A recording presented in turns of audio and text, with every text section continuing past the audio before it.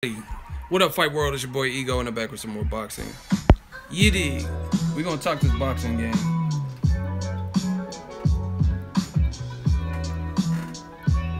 Man, we got some stuff to talk about. I told you, it's not a game out here.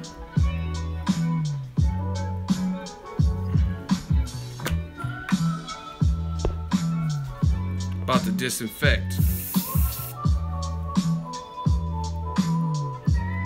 Bro, we gonna get into it. No, we gonna get into this. That's what I do. We about to go in on this one. See? Now, I thought what we had was an understanding. A simple understanding. But this is proof.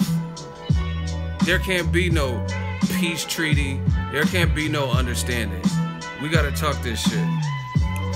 Listen.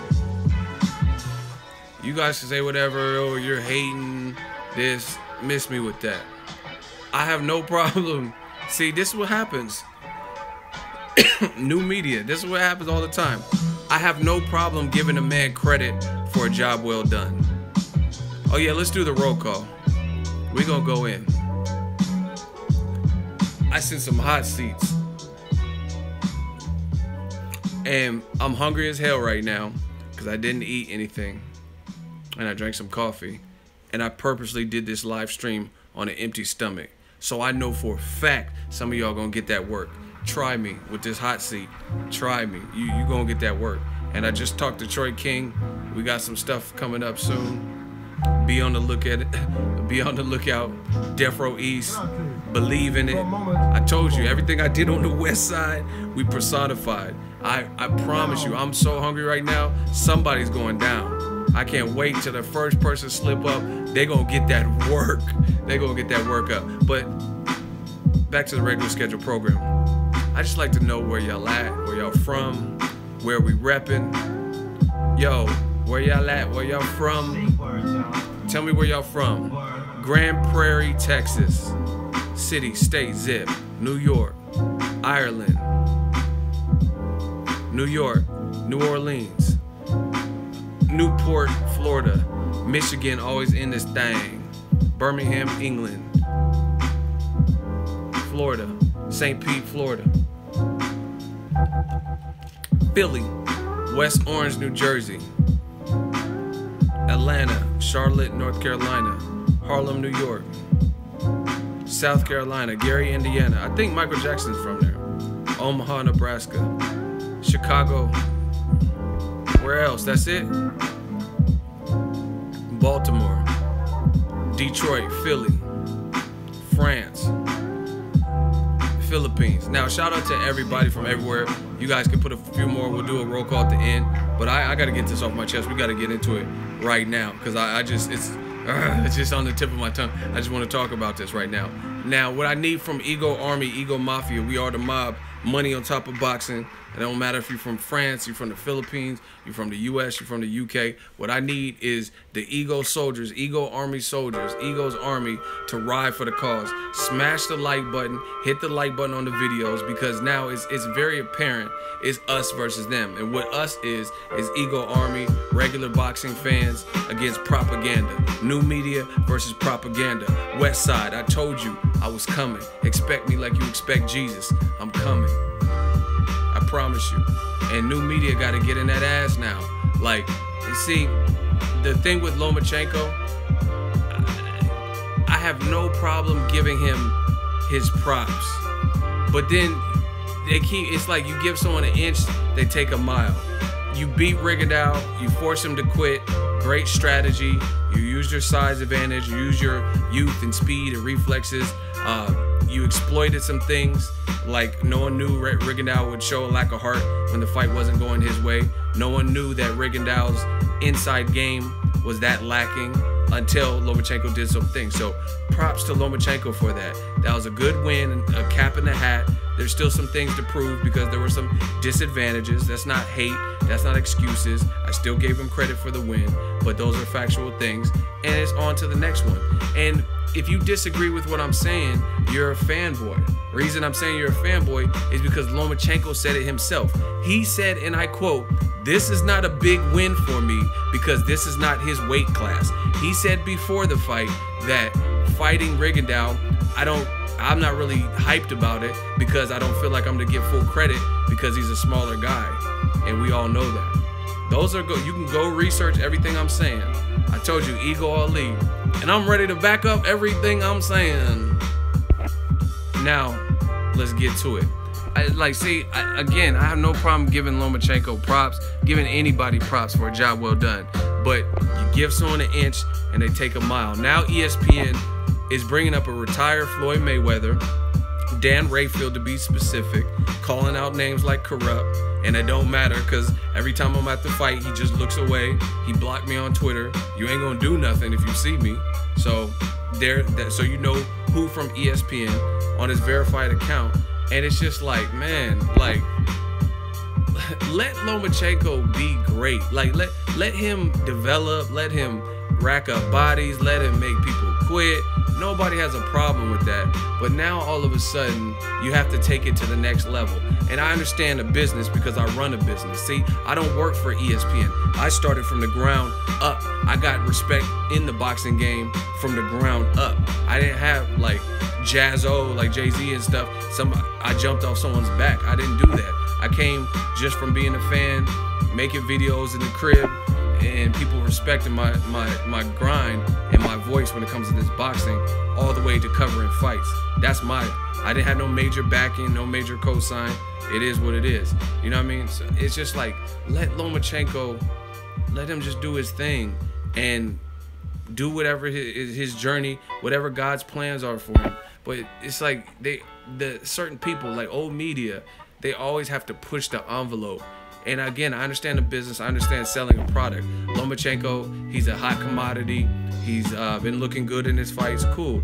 But then you don't have to go over the top every single time. The way ESPN commentated that fight was egregious. It was terrible. It was fucking horrible. And it's not even that. Some of the stuff, every dog has his day. You know what I mean? The sun shines on the dog's ass. A broke clock is right 2 times a day and all that shit that they say. You know what I mean? But they were saying the shit before the fight even started. They were saying like the Lomachenko is this and no one trains like Lomachenko. So you mean in the history of boxing, you've never seen anyone do anything like Lomachenko's done? Like I give it to him. His style is pretty unique. But African American fighters, there's a ton of them that are moving. Tevin Farmer is a person who moves like water. Pernell Whitaker, you know what I mean? Other people, not even just African Americans, guys like Willie Pep, Floyd Mayweather. There's a lot of people who've been very astute and masterful defensively with more power than Lomachenko. You know what I'm saying? People have had more speed than Lomachenko. And it's not hating. I think Meldrick Taylor is faster than Lomachenko. It is what it is. His amateur record is 396-1. But what the fuck does that have to do with being a pro? And once again, I'm gonna tell y'all the easiest way to bury that. He had a great amateur pedigree, but if it was so great, then why'd he lose his second fight? Like if that amateur pedigree translated to the pros, then why did he lose? Why did he lose his second fight? Because obviously the pro game was a little bit different and he had to learn the hard way, the Salido way. Guys that are gonna fight dirty, guys who have been knocked out before and they're gonna fight by any means necessary.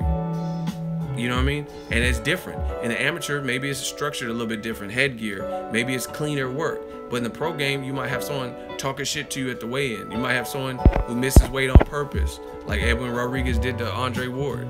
You know what I'm saying? And it's just, like I said, new media. We repping that. Make sure y'all hit the like button. We got triple-digit watchers, but we don't have triple-digit likes. Hit that like button, man. And it's just like I'm sick of the bullshit. Like I said, let Lomachenko be a good fighter, be a great fighter, and move through the ranks. But to constantly keep comparing him to Muhammad Ali, he ain't done what Muhammad Ali's done. I'm sorry. To compare him to Floyd, he ain't done what Floyd, especially on, like, you know what I mean, the business side, but he definitely hasn't done what he's done on the fight side either. You know what I mean? No one, name anybody with 11 fights that you put over Floyd Mayweather. Like, that you would, in your heart of all hearts, in 11 fucking fights, you would say they've done more than Floyd Mayweather. Name anybody throughout boxing history, say by their 11th fight they've done more than Floyd Mayweather. Please let me know. We got an instant hot seat. See, I'm giving y'all hints to the hot seat. Name somebody with 11 fights that you would say, wow, in 11 fights, they've showed me more than Floyd's ever showed me in 20 years, 19 years. Come on, man. Like, really? I mean, make it to 35-0 at least first. You know what I mean? Not Lomachenko. Gennady Golovkin, Crawford, Andre Ward, all of them dudes had 30, 31, 35 fights or better. You know what I'm saying? Let's see Lomachenko make it up there. Make it into the fucking 20s or something. Because you've seen Rigondeaux, I think he was 17-0. Then he stepped up in weight. Couldn't get any other challenges, stepped up in weight. And now he's not, he's what is it, 17-1 or whatever. You know what I'm saying? Like, it's getting crazy. And like I said, I understand Top Rank wanting to promote their product. I understand ESPN being happy that they have a fighter on their network as good as Lomachenko. But you got to speak with some taste and with some reason. We gonna go in. And if you want the most out of this stream, we're approaching 200 people in the stream. We got to get them likes up. We got to get them likes up, because like I said, I'm suspending my lunch and watching football to talk about this stuff. So you guys scratch my back, I'll scratch yours. That's how this whole live stream works. If not, then we can, you know what I mean, I might put this into a regular video form. Hit that like button. But I'm gonna show you the tweet from ESPN's Dan Rayfield. Verified account, Dan Rayfield. He said the Lomachenko we just saw embarrass Rigo would give the 130 pound Mayweather hell and just might beat him too. Loma Rigo. Boxing. You know what I'm saying? Like, come on, man. So this is what the fuck I'm talking about when it comes to new media, double standards, premature praise, overly like exaggerating and stuff like that. Okay, you're comparing, he said, listen to what people say. This is what I'm trying to get you guys to understand. Listen to what people say. And listen, and first of all, Dan Rayfield, I don't care if anyone sends this video, I don't care if he sees it. He don't look like he doesn't even look like an athletic dude. You know what I'm saying? He doesn't even look qualified to even be at boxing events. He looks like he doesn't lift a finger to do anything but tweet and write articles. Straight up, you know what I'm saying? But listen to what people say. That's all I'm saying, including me. Listen to what I'm saying. Some of y'all agree with me. Some people disagree with me, but disprove what I'm saying. Find an intelligent argument based on facts to disprove what I'm saying. And listen and break down the words that are coming out of my mouth, the things that I've said. I've never taken anything away from Lomachenko that he deserved. I never said he was trash. I never said he's a bum. I never said he was not special. I just said I don't have him #1 pound for pound. That's my personal opinion, and I'm entitled to that. Just like Dan Rayfield, he's entitled to his opinion. But how about this? Listen, me, I have a reason why I don't put Lomachenko as pound for pound #1 yet. I have to see more, my personal taste. But listen to what Dan Rayfield said. He said the Lomachenko we just saw embarrass Rigondeaux would give 130 pound Floyd Mayweather hell and just might beat him too. So now when you break down the science, you break down what was said, you're comparing Rigondeaux being 38 years old, 37, 38, moving up 2 weight classes. You're comparing him to fighting arguably TBE at a weight he fought at 130, where he was Pretty Boy Floyd. You know what I'm saying? So to me, that can't be, that type of statement can't be qualified, because how can you compare when someone just moved up 2 weight classes at age 37 to a guy who, when Mayweather was at 130 and 135 and all that, he was younger. You know what I'm saying? He was younger. Yes, I picked Rigondeaux, and yes, I was wrong. Smokestream, keep putting stupid comments, and you will get bodied in this hot seat. I'm playing no games, I promise you. Smokescreen, see, I'm a man. I'm not Rigondeaux. I'm not a quitter. I'm a man. I told you straight up. I picked Rigondeaux. I thought, see, you got to understand this. If you want to hold me picking the wrong person, once again, show me someone who gets 100% of their fight predictions right. You know what I mean? Anyone can fudge up a prediction. And the thing is, when you look at a person like moving up in weight, you have to give them, you have to almost speculate. Unless you've seen that person at that weight class, I have to assume that Rigondeaux's speed carries up. I have to assume Rigondeaux's power carried up. That's what I did. I made the assumption based on his style and based on what he does at 122. I assumed he would be able to overcome the adversities that were in front of him, right? Smokestream, it don't matter. Don't try to back off the blocks.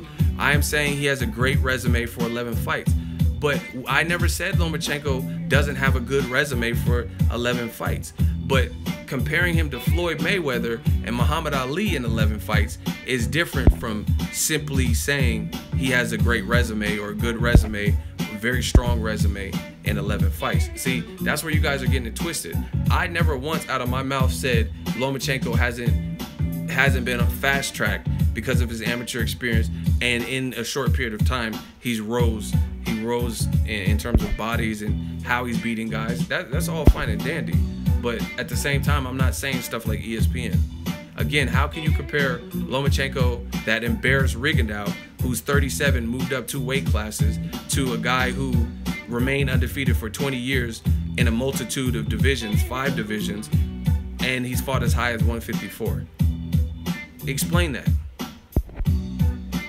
Please explain that. Somebody explain it so we can hot seat somebody. I'm ready to catch a body. I'm like Wilder. Floyd has a 6-inch reach advantage on Loma. Pretty Boy destroys Loma. That's from one of my mods. See, and the other thing is, you can't take the best. This is how it works. You can't take the best of Lomachenko and not take the best of Floyd. When Floyd was Pretty Boy Floyd, you know what I mean, he might have brittle hands, but he was still letting his hands go.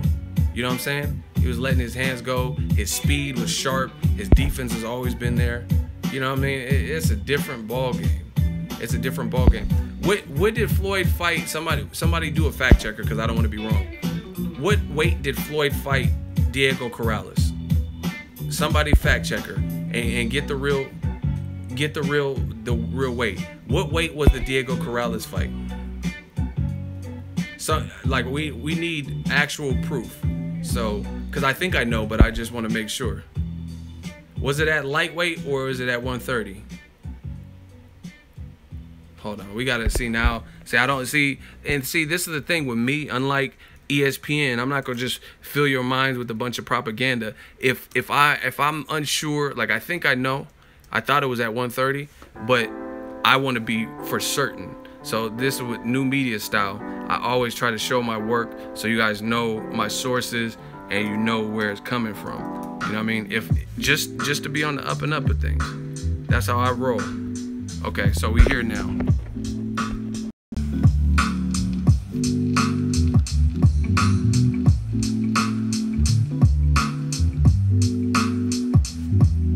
Nope, Diego Corrales, I was right. It was at 130. See that? 130, Diego Corrales. He was 33-0, and he was a fucking knockout artist at the time. I wish they, and he got knocked out and knocked down 4 times or some shit. Oh, hold on. He got knocked down 5 times, 5 times. Bro, Floyd would decapitate Lomachenko at 130. See, this was the this was the Floyd that beat Emmanuel Augustus at 134. He beat Angel Manfredi at 130. He stopped Diego Corrales when he was undefeated, and he beat Gennaro Hernandez. This is the Pretty Boy we're talking about. Come on, man. And see, listen to what people say. But listen, we got it. We honestly, I know a lot of people want to just dive into the commentaries. Angel Manfredi, he was a rated person. You sound stupid. You don't know boxing. Michael Forkin, he said Angel Manfredi, ha ha ha. He was a rated fighter at the time. So what's the joke? And Floyd knocked him out. I don't understand what. Floyd knocked him out in 2 rounds, and he was a ranked guy. He was a high-ranked guy. And it was for the super featherweight title, so joke's on you, new media, gang. But listen, we have almost 300 people in here, and we still don't have triple-digit likes. I'm not trying to threaten anybody, but I'm telling you, I'm doing a special excursion and not eating lunch for this. So if you're in the stream, you guys can get back to the commenting, but we got to get them likes up, because that is ridiculous to have almost 300 people in here and we don't have even close to 300 likes. So we definitely could raise the bar, and then you guys can, I promise you, you can get right back into the commenting on this topic and stuff like that. Manfredi was the man around the time. Exactly. See, but a lot of these guys are millennials, and they don't know Pretty Boy Floyd. They weren't made aware of old fights, and they're born. You're born in fucking 92 and shit. You know, born in 99. You probably didn't go back and do your homework. A lot of people do that. They don't check out what was before their time when they were too young and shit. Floyd fought Angel Manfredi in 1998. So if you're a millennial, like where you were born in the 90s, you're born in 93 or so, then you would have been 5 years old when he fought Angel Manfredi. But anyway, it's preposterous. It's preposterous that, one, you would even bring up, why are you even bringing up a guy who's retired? And two, it's just based on what? Floyd at 130 was the one that stopped a 6-foot Diego Corrales and knocked him down 5 times. That was one of Floyd's best performances. Literally one of his best performances. And then you're like, oh, he would give Floyd hell. In addition, he might even beat him. And then Floyd would continue to go up and fight bigger guys. He fought Castillo at 134. Had a tough fight, came back and fought him. His first fight at 140 was against DeMarcus Corley, Henry Brussels. Like, what are we talking about, man? Like, really, what are y'all talking about? Well, I'm trying to see where he fought my man Arturo Gatti. He fought Arturo Gatti at 140 basically. And one of his other crazy performances. It's like, let the man be retired. Let Lomachenko pave his own way. And see, the other thing that I don't like, which makes it propaganda, is because you say the dumb shit and then people run with it. And it can't be proven. Floyd is 40 years old. Okay, put it this way. Tell Lomachenko to move up to 147 and call Floyd out of retirement. Because I don't even think Lomachenko would beat 147-pound Floyd. I don't think fight Pacquiao, fight Floyd at 147 right now. The Pacquiao that just lost to Jeff Horn. Tell Lomachenko, don't have any tune-up fights. Jump straight up and fight them guys, even as old guys. And we'll see if he does a Saddam Ali, what Saddam Ali did to Miguel Cotto. Let's see if he can force. Let's see if Lomachenko. See, I'm not with that. Like, it's not about just saying it. I mean, here's another example. Terrence Crawford is being deemed as this generation's Floyd Mayweather. That's realistic then. You know, if you're saying he could beat Floyd, which Floyd is 40 years old and retired, fight Terrence Crawford. Fight Terrence Crawford. He's being considered and billed as a #1 pound-for-pound person.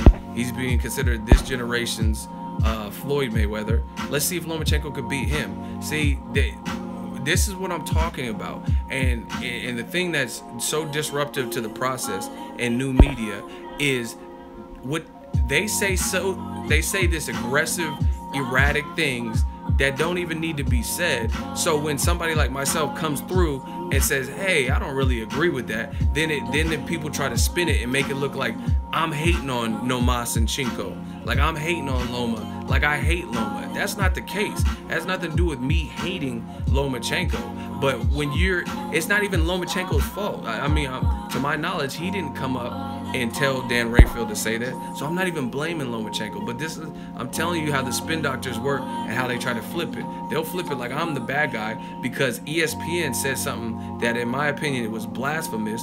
It's a hypothetical fantasy situation that can't come up, and that's not even really realistic to happen. And the closest version of it happening would be probably like if Loma wanted to come to 47 or fight this generation's Mayweather and Terrence Crawford, right? And it's like I got to clean up the mess, so I'm the bad guy. So now I'm hating on Lomachenko because I totally disagree with ESPN saying. You know what I mean? Put some respect on their name. Like, I ain't gonna say it no more. Like Birdman. Listen, we got 300 likes and we got 155 or 300 plus people in here, and they got 155 likes. Hit that like button. We got to this is part, we got to get new media strong because I want the maximum amount of people to see my videos, to see what we put out, to see what we're talking about. That's how this new media, that's how we take over, because there's a lot of people in position. That shit is dead. Nas, all that other bullshit, I told you was going to overthrow the current government that you listening to, and we was going to establish a new government, a new breed, Death Row East. So to help me do that, I need Ego's army to stand up and stand up for what's right. If you like Lomachenko, if you like Rigo, if you like Floyd, if you like boxing, stand up for what's right. You know what I'm saying?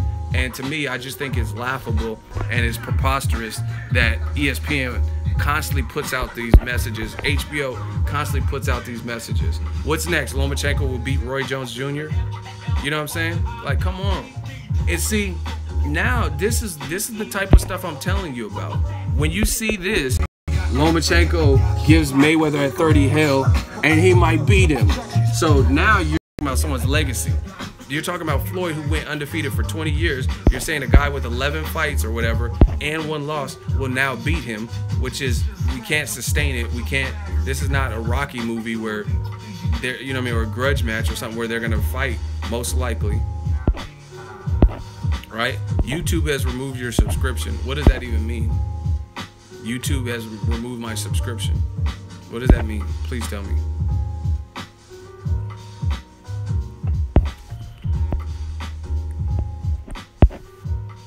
Anyway, it's just these types of comments that come out, and see, now all of a sudden people like myself and other people like me, now all of a sudden we're the bad guys. We're the ones not giving Lomachenko credit. We're the ones that hate Lomachenko. All this extra shit. And when I'm telling you, this is how it always works. Chocolatito, Kovalev, Triple G, Lomachenko. The old media spent so much time building these guys up instead of just letting them be them, to the point where they make it worse for the fighter. I promise you, because they create a higher expectation and they raise the bar. You see my hand? This is where the bar is. They raise it to unrealistic proportions. See, I'm not telling you that I think Lomachenko should fight Terrence Crawford. I don't think he needs to fight him. I think that would be too much weight. It'll be like the Rigo situation, where if he did not acclimate and he jumped from 35 to 47 and fought Terrence Crawford, it wouldn't end good, right? I don't think it would be good for him. So I'm not saying that he should do that, should really do that. But if the old media keeps putting out stuff like this, then they are raising the expectations that myself and other real boxing fans have for Lomachenko. Because I'm like, it's just like a car. Lomachenko is a very nice sports car. You know what I'm saying? Pause. But if you start building up the car and like, oh, the car can fly and it can go 260 miles. I want to see some of that shit. You know what I mean? Show me some of these features. If you're like, yeah, state-of-the-art computer system and all you have to do is whistle and it'll pull up. Like, now you got to start showing me some of that. You know what I mean? And that's how it is with Lomachenko. They keep HBO, Max Kellerman, Jim Lampley, Dan Rayfield, ESPN, they keep raising the bar. So it's only right that real fans like myself want to see this tested. I want to see these claims, because you're saying that Floyd Mayweather will get bodied potentially by Vasyl Lomachenko at 130, and just 5 pounds north of that, I don't know that he beats everybody at that. And I don't think Mikey Garcia is a Floyd Mayweather. He's good, but I don't rate him like Floyd is also good, but he's great and he has athleticism and more speed, and his ring IQ is retarded. You know what I'm saying? It's just someone. Kennedy says they lower the bar for white fighters. Fact.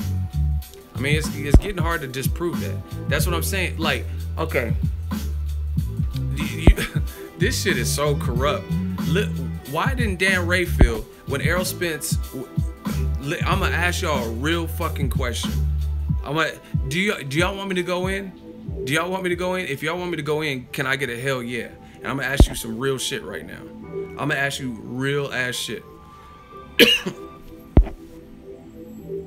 Oh my gosh, I'm about to body somebody. I feel it in my veins right now. Maybe it's because I'm hungry. But listen, this is ego belly, because I'm sick of the politics. I'm sick of the bullshit. Listen, I'm gonna ask you guys. I'm not gonna even give my opinion. I'm gonna ask you guys. So this is on you. Y'all keep saying hell yeah. I'm gonna ask you guys. In your opinion, all things considered, are you more impressed with Rigondeaux moving up 2 weight classes, being an Olympic gold medalist, and getting stopped by an Olympic 2-time gold medalist like himself in a higher weight, and getting stopped, quitting on the stool, or Kell Brook versus Errol Spence? Errol Spence going to Kell Brook's backyard and knocking him down and making him quit, basically, too. What is more impressive, and why? No, and why? Tell me why. Errol Spence. All right, we're gonna get into this. Okay, so M Gold, you just said Loma versus Rigo was more impressive. So explain why that was more impressive to you. So no. Okay, we're gonna pause. I'm putting him in the hot seat. See, we're not doing this. Now we have a disagreement, which is fine. But now you explain this. M Gold, this is on you. Oh my gosh, I promise I'm catching the body.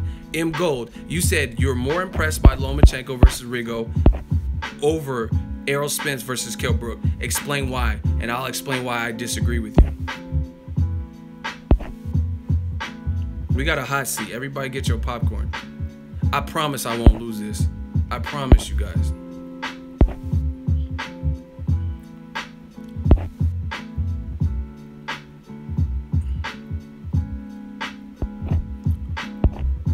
They're not gonna slow down the comments. It's cracking.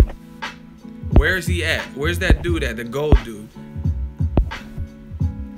Brook was injured in the Triple G fight. Okay. Brook was injured, but he had surgery and he had a medical extension, so he was out for a while to recover. Poor excuse. That's one. Keep going, and then I'll go.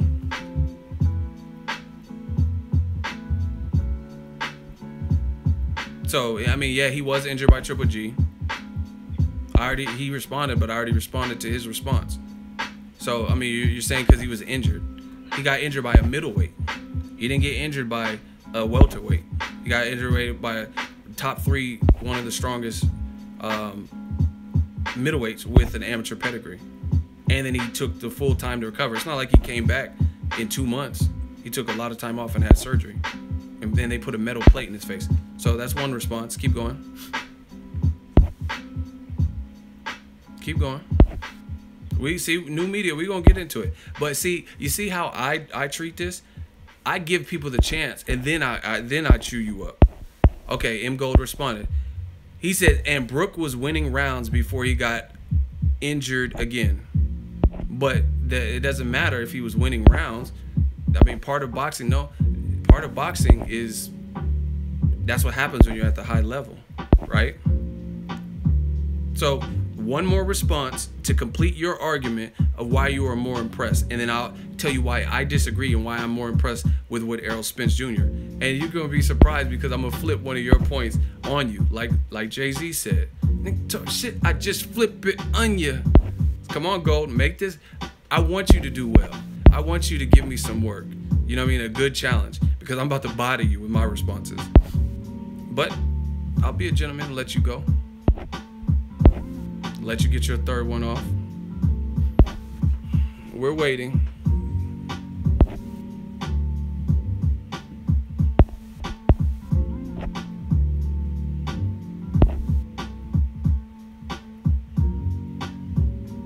Taking forever on that third response, I see. Man, I wish we had some super chats, because if we had some super chats, if I lose, I'll give all of my super chats to Gold. All of my super chats for today. But we don't have any right now, so we're just gonna keep it the regular rules. Okay, finally, he says Loma versus Rigo was a better fight because they are different level. Sad that Rigo quit. We could see better fight. So what? That doesn't really explain the comparison of the two fights and why you just said Loma was versus Rigo was a better fight because they are in different level. That was really your final response?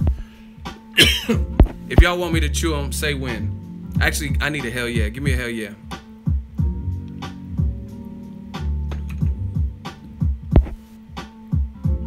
The question is, are you more impressed with Lomachenko versus Rigo, or are you more impressed with Errol Spence Jr. versus Kell Brook?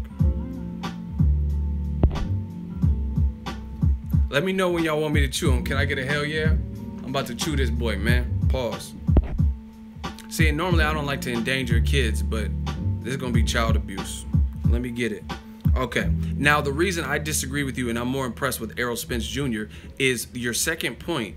That actually impresses me as a boxing fan more than what happened last night. I told you in the live stream before the fight, so it's not like I watched the fight and waited for it to happen and then switched up. I told you before the fight, I said if Lomachenko wins, it's because his game plan is plan A to create this unfriendly pressure in them early rounds is successful and Rigo doesn't adjust to it. It's on live stream. So I said that before the fight. The reason I'm more impressed with Errol Spence Jr. performance, and I'm not saying Lomachenko's performance was ass or it was bad or nothing, but this is why I'm personally more impressed, is because me as a boxing fan, your second point, you said in your second point that, oh yeah, but Kell Brook was outboxing him. That to me creates adversity. So Errol Spence had to go through some level of adversity to figure it out. He was on a 9-month layoff, and then Kell Brook was coming with it. And Kell Brook is a big welterweight, a strong welterweight, was slick in there and was giving him some good work. He was giving him some good work. So him battling that adversity to get the stoppage actually impresses me more. That's one thing. Two, you have to look at it. Errol Spence he was the challenger, where Kell Brook was the champion. Kell Brook was undefeated at welterweight, and even though he had a loss to Golovkin, you lost to a much bigger man, just like Rigo lost to the bigger man yesterday. So a middleweight knocking out Kell Brook, not even being able to knock him down, but a corner stoppage is a stoppage. Triple G, as big as he is, he did not knock Kell Brook down. Fact. Go watch the fight. He did not knock him down. So back to welterweight. Nobody beat Kell Brook at welterweight where he was the champion. Errol Spence, being the challenger, had to concede, and he had to give up ground to make the fight as challenger, which is rightfully so. You're the challenger. Kell Brook gets top billing. He gets home court advantage. So Errol Spence flew overseas and fought Kell Brook in his backyard. Meanwhile, Lomachenko versus Rigo, which you can all corroborate, Rigo got about 400K. Lomachenko got 1.2 million. Lomachenko is taller. Rigo is shorter. Lomachenko weighed in more the day of the fight by 7.5 pounds on the same day weigh-in. So we don't know how much he rehydrated to, but he was naturally bigger. It was visible to everybody who was watching.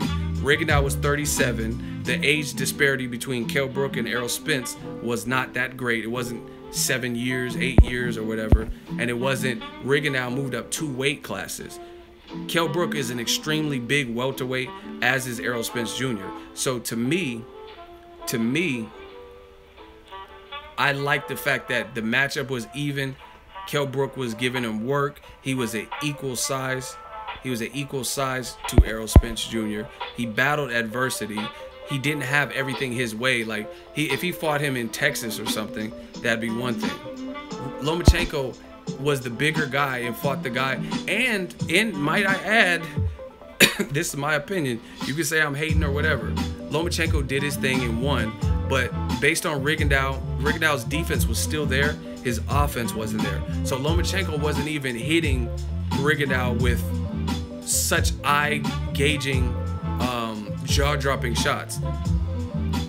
Errol Spence was hitting Kell Brook when he did come on, and when he started to close that gap and find his range, he started hitting Kell Brook with some flush-ass, hard-ass shots, thudding shots. Unlike Lomachenko. Rigondeaux was just ducking and stuff, and he was clinching and trying to make it a puzzle. But when Errol Spence started winning rounds, he was hitting his man with just more captivating shots. Like you could see it. Like, put it this way: if I was taking pictures, if I was a photographer and I'm taking pictures of some of the shots Errol Spence was landing, you'll see sweat flying off Kell Brook and stuff like that. With Lomachenko, he was getting rabbit punch. It started getting dirty. It started getting dirty in there, you know what I mean? And I'm not saying that Lomachenko didn't land anything flush, but it wasn't the same. All right, so he says, yeah, because Kell Brook doesn't have Loma or Rigo's defense.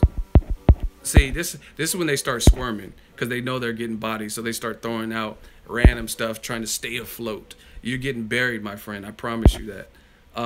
So, again, if we're going to compare two things, to me, like I said, all things considered, not Errol Spence not having all the advantages, right? Him not having all the advantages. Well, you disagree, you could get next in the hot seat. This is nothing. I'll take back-to-back hot seats. It's easy for me, right? So you guys are more impressed with the guy moving up 2 weight classes and being the smaller person and losing, right? Than the guy who are equal in weight, fighting at the same weight class. And another thing is Rigondeaux, if you really think about it, he's been knocked down multiple times. Kell Brook wasn't knocked down multiple times. Triple G didn't even knock him down. What are we talking about? Do some of y'all even watch boxing? What are we talking about? Triple G at middleweight was getting some work from Kell Brook and didn't even knock him down officially. There was no official knockdowns recorded. You know what I'm saying? Lomachenko's been knocked down, so we've seen him hurt by bigger guys, but he just was able to, with those styles, to get back on the winning side or whatever, and turn the fight around. Super chat, I'm telling y'all, if y'all super chat when I'm bodying somebody, I'm not reading it. I'm not trying to be disrespectful. I love the super chat. I appreciate the support, but that is the worst time, especially when I'm in a mood like this. It's the worst time to super chat. So if you could just hold off until I catch a body, and then you can super chat to your heart's content. Or I could go back and, if it's still available, I'll go back and read it. But if someone's in the hot seat, there's no mercy. We don't let up. Yeah, so anyway, from me, my perspective is this. The fact that Lomachenko, his game plan worked, bravo to him. You know what I mean? Great for him. But the fact that Errol Spence had to deal with some of that adversity, I give him more credit because he fought through that, and Kell Brook had an intelligent game plan, and he still came and got it done. Now, I don't have a problem if someone dominates either, but I'm just saying Rigondeaux jumped up 2 weight classes, period. Imagine you're about to get blocked saying stupid stuff. You seem to get really angry. I mean, just stop with the stupid shit. I don't have the patience for it. I'm not angry. Like, I'm telling you how I feel. I'm a passionate person. You don't like it, leave. Period. So anyway, that's why I personally think a win like that means more.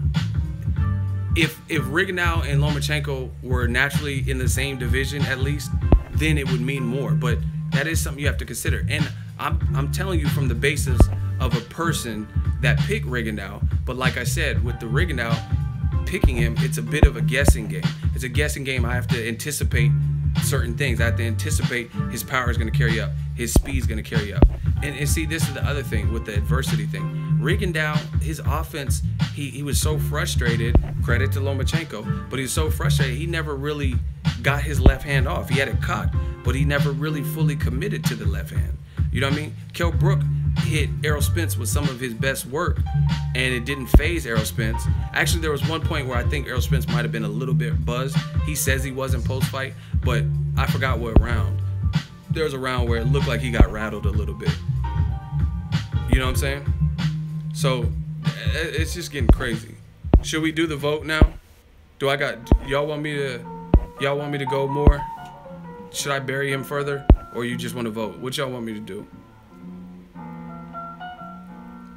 And like I said, I'm not taking away from either performance. They're both good performances, and it's all about capturing the W. Lomachenko did his thing, right? No, there's no let him live tonight. I told you. Look, y'all already voting.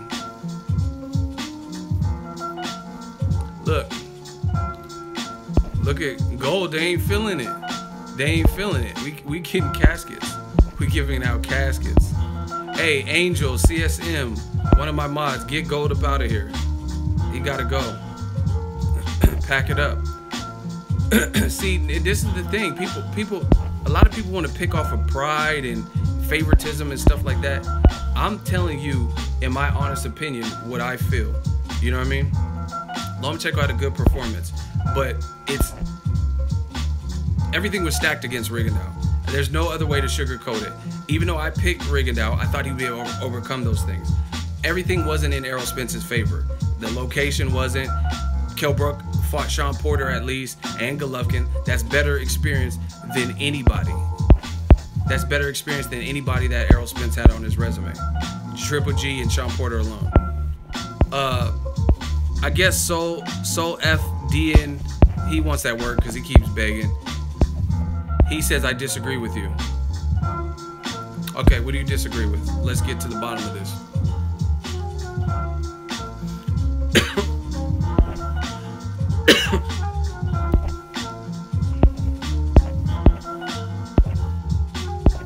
Listen, y'all, for the sake of continuity and to get this rolling, if y'all disagree, y'all got to start coming with, because we got to get these hot seats out of here. They already got another person that disagrees, so I'm trying to body multiple people.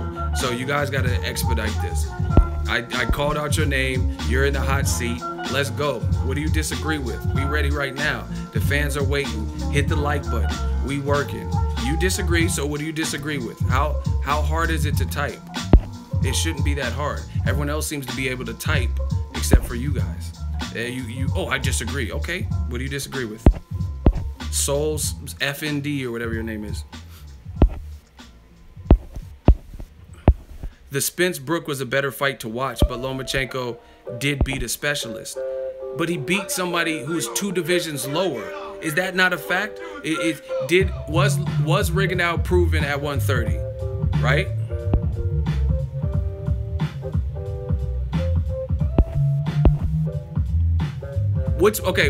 Here goes. Soul F&D. My question to you is this. Name Rigondeaux's best win at 130.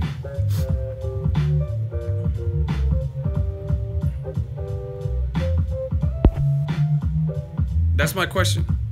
Name Rigondeaux's best win at 130. No, don't answer. No, don't do that. I'm not, whatever you said, I'm not reading any of that. Name Rigondeaux's best win at 130. Soul FND. Name Rigondeaux's, don't answer nothing else, no other comments. Name Rigondeaux's best win at 130.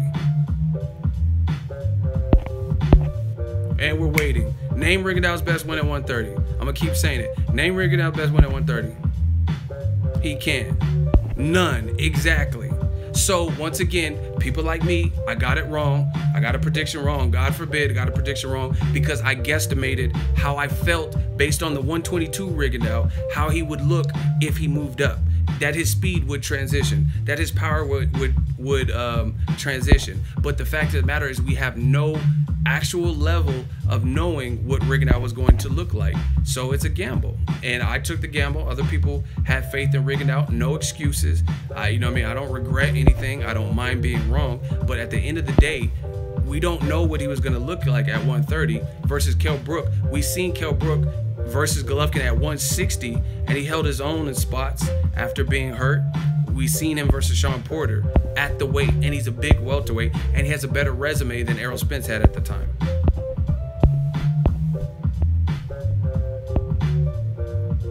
I picked Rigo, but Lomachenko did beat a better fighter, even though he was smaller. But I mean, what do you mean? Even though he's smaller, that's part of the equation. That's part of the equation. Part of the equation. So okay, put it this way. Here's another question. Oh man, I'm about to bury some people today. I knew it. I felt it coming, especially since I didn't eat. My question to you, Soul. This is my rebuttal question. Everybody, pipe down, listen, slow the comments down a little bit. Let me get this out. My question to you is this. In your honest opinion, would you be more impressed if Anthony Joshua, a gold medalist, beat a bronze medalist in Deontay Wilder, or if he beat Kovalev, or like, let's say Andre Ward, since he has a gold medal? Would you be, Andre Ward is the best of the best at light heavyweight, right? And he got a gold medal. Let's just give Ward a second gold medal. If Andre Ward, his first fight at heavyweight, one of his idols was Roy Jones Jr. Virgil Hunter talked about Anthony Joshua fighting. So that's 2 gold medalists. Would you be more impressed with Anthony Joshua knocking out and making Andre Ward quit with no tune-ups, 2 divisions higher, or knocking out and doing the same thing to a bronze medalist in his division?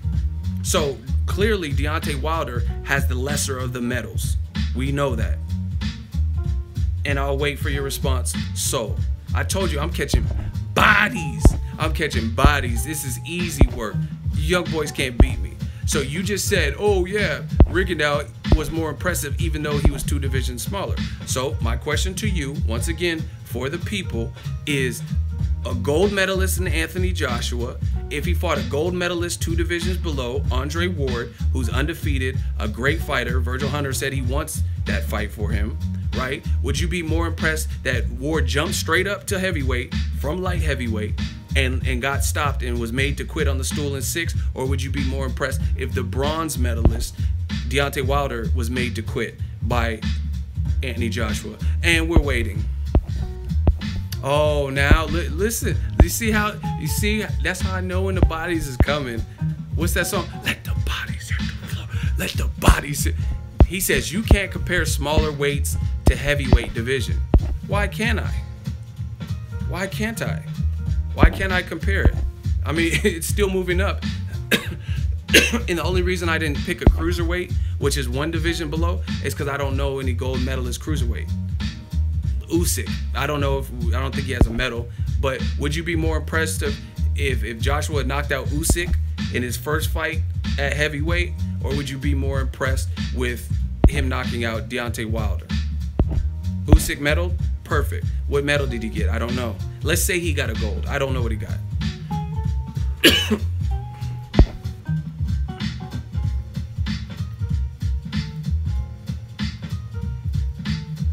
See, y'all want to play these games, and then you get back to the corner, and then you're like, oh, I didn't think about it like that. So explain. Why would you be more impressed with Joshua knocking out Usyk than you would be a lesser medal fighter in his division with power like Deontay Wilder? For me, my honest opinion, whether it's Loma, Rigo, whether it's Joshua, this person, I would be more impressed with the guy who was already in the division, because that's someone who's already on paper fit at this division, proven at this division, has fights at this division, etc. Where's Soul at? I just snatched your Soul, and I ain't heard nothing from him since. It doesn't matter if Wilder beats Joshua. That's not what we're even arguing about. I don't care about talking about what would happen. This is all hypothetically. I'm just using examples of a gold medal. You know what I'm saying? You can use but Brooke, see, this, you can always tell when the body starts dying because it starts getting cold and dropping the temperature. Now he's saying, but Brooks' resume at welterweight was weak. Listen, I could do this with medals, without medals. So if Manny Pacquiao, if somebody from, Pacquiao's at 47. So if somebody from 135 moved straight away up to 47 and got beat the fuck up by Pacquiao, you would be more impressed with that than Pacquiao beating Errol Spence, beating Keith Thurman. Honestly, I want to know your honest. I want to know your honest question, your honest answer. And it doesn't. And they could be gold medalists at 35. all of that's great. So you can keep whatever Rigondeaux's accomplishment, 17 fights, 2 gold medals. Would you be more impressive if he knocked out someone of his size that was strong in his division, or the guy coming up? Honestly. See, the body's turning cold, y'all. He says, who do you consider a better fighter, Brooke or Rigo? I gave you so many opportunities to respond, and now you're trying to ask questions that divert away from the questions that I've already asked you. Listen, if Pacquiao knocked out Errol Spence, made him quit, or made Keith Thurman quit, would you be more impressed with that, or would you be more impressed with him knocking out a gold medalist from the light heavyweight division? That's a simple question, because we already went through the heavyweight. You said heavyweight don't count. Okay, so let's say Pacquiao knocked out a guy from 35 who had 2 gold medals.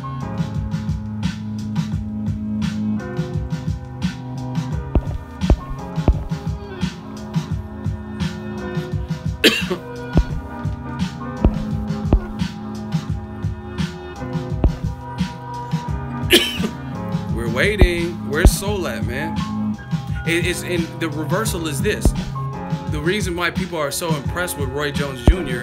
going up to heavyweight, it's not that John Ruiz was the best heavyweight ever, but when guys like James Toney beat John Ruiz, they were of the note. You know what I mean? They were bigger guys. But Roy Jones started at 54 and kept going up, just like Pacquiao. The reason people are marveled with Pacquiao getting a win versus Margarito is that was his 8th division, technically, because of the catchweight. When he started off at such a low weight. That's the reversal. Soul said, I will be more impressed if he knocked out Spence, but you could consider the level of skill from both fighters. So you just proved my point. You know you done fucked up. You know you done fucked up. You done fucked up. You just agreed with me. That ends the debate right there. You said I would be more impressed if he knocked out Spence, which I would be too. Because Spence is an able-bodied welterweight. Even if you thought the guy, like me, from 135 had what it took to jump up, like, okay, oh my gosh, this shit is too easy, man. This shit, here, listen to, let me just sew this up, and we gotta get him out of here, or I'll let you vote. Lomachenko, listen. Hold on, y'all want me to sew this up? Can I get a hell yeah? I'm about to lace Soul's shoes. I'm gonna, with Shang Tsung, I'm gonna take your soul right now with this same point. I'm gonna drive it in home with a perfect example. Can I get a hell yeah? Okay, just give me some more motivation, a little bit. Okay, listen, now let me lace him. If Pacquiao knocked out Errol Spence, for example, who went to the Olympics but didn't medal, right? Let's say Pacquiao had a medal. I would be more impressed with that than if Lomachenko straight up from 35 moved up to 47 with his 2 gold medals and got knocked out by Pacquiao. Would you guys, again, that's my question to you. Lomachenko has 2 gold medals, and if he moved from 135 to 47 and fought Pacquiao, I would be more impressed with Pacquiao knocking out Errol Spence, who didn't medal, than Lomachenko, even though he has 2 medals, because he was up against it with the weight deficit. I mean, why? Who doesn't agree with that?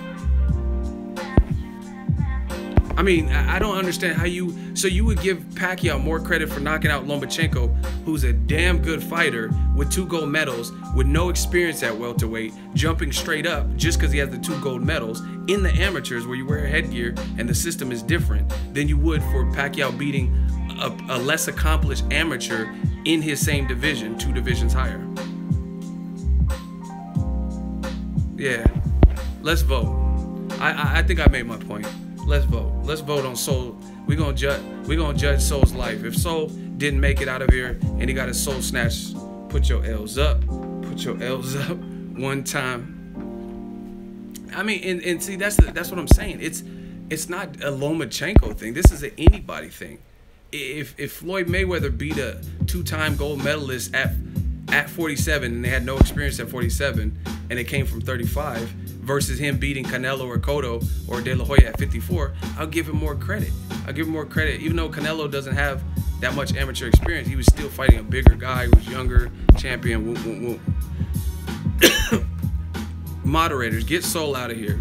I just took his soul like I knew I would. I mean, that's what I'm saying. Like, you guys got to take the passion, you got to take the lies out of it and put some logic in it. If Pacquiao knocked out Lomachenko in 6, made him quit on the stool, I would be like, that's impressive because we never seen it happen to Lomachenko.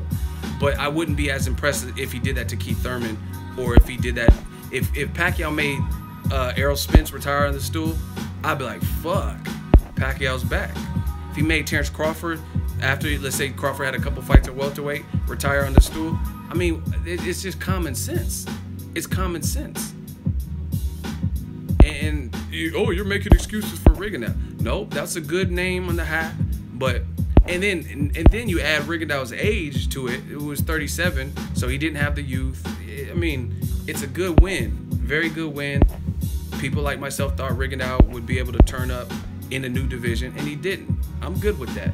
But at the end of the day, like I said, I would give Anthony Joshua more credit for knocking out a less accomplished amateur like Deontay Wilder than Andre Ward, because Andre Ward hasn't proven anything at heavyweight, and he's up against a natural disparity in height.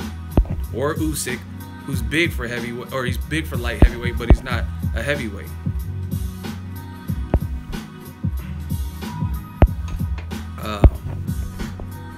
Shout out to Let's Box. He just got boxed out of this stream for putting racist comments. Everybody put your L's up. Common sense, people. Yeah, and the 37-year-old Ward, when he just came off of his issues, the promotional issues.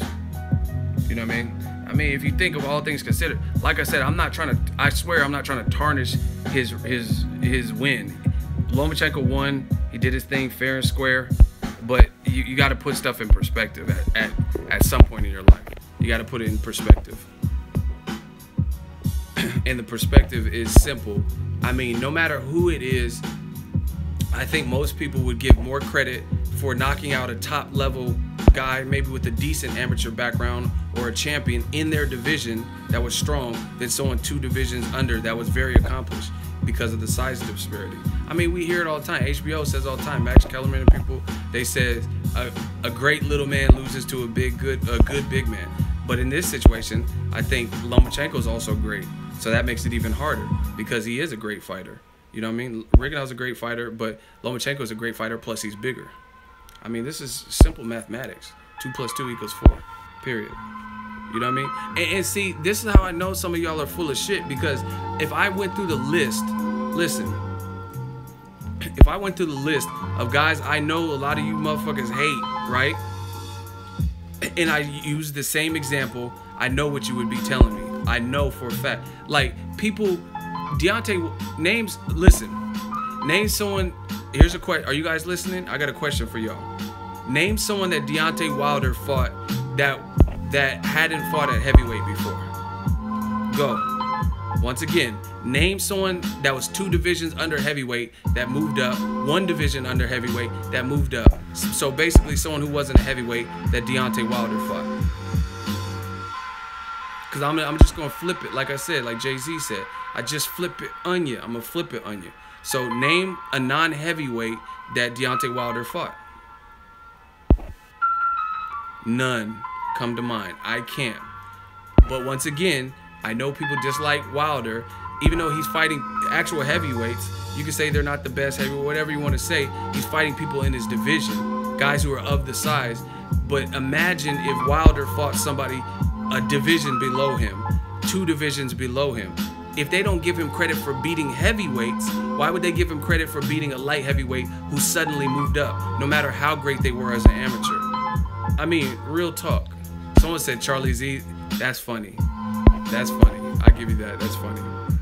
You know what I mean? Same thing with, I'm going to use all the fighters that I know you guys hate.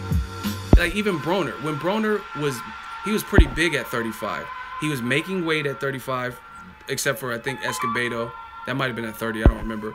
But people were ragging on Broner, saying he was fighting midgets and fighting smaller guys like Gavin Reese, right? Even though there were people in the division. So imagine if Broner, when he was at 35, pulled up someone a division or two under him, no matter how accomplished they were, and fought him and beat him. Do you think they would give him credit? Robert Easter. If Robert Easter's at lightweight and he took someone from like 26 and they were let's say Oscar Valdez had 2 Olympic gold medals, how much credit would you give Robert Easter Jr. for beating Oscar Valdez and making him quit? See, I'm just going to use all the fighters I know you guys hate. You would give, that's what I'm saying. You would give Robert Easter no credit. You would be like, oh, Oscar Valdez has 2 gold medals, but he was small. I mean, it's just common sense. You would give Robert Easter Jr. more credit for beating Mikey Garcia, Jorge Linares, Terry Flanagan, just because they're in the division.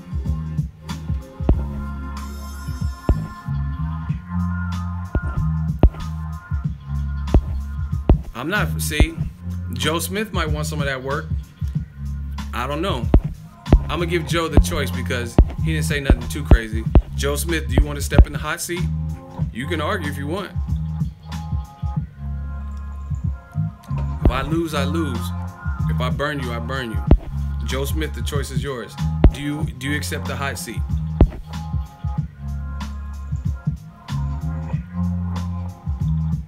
Yo.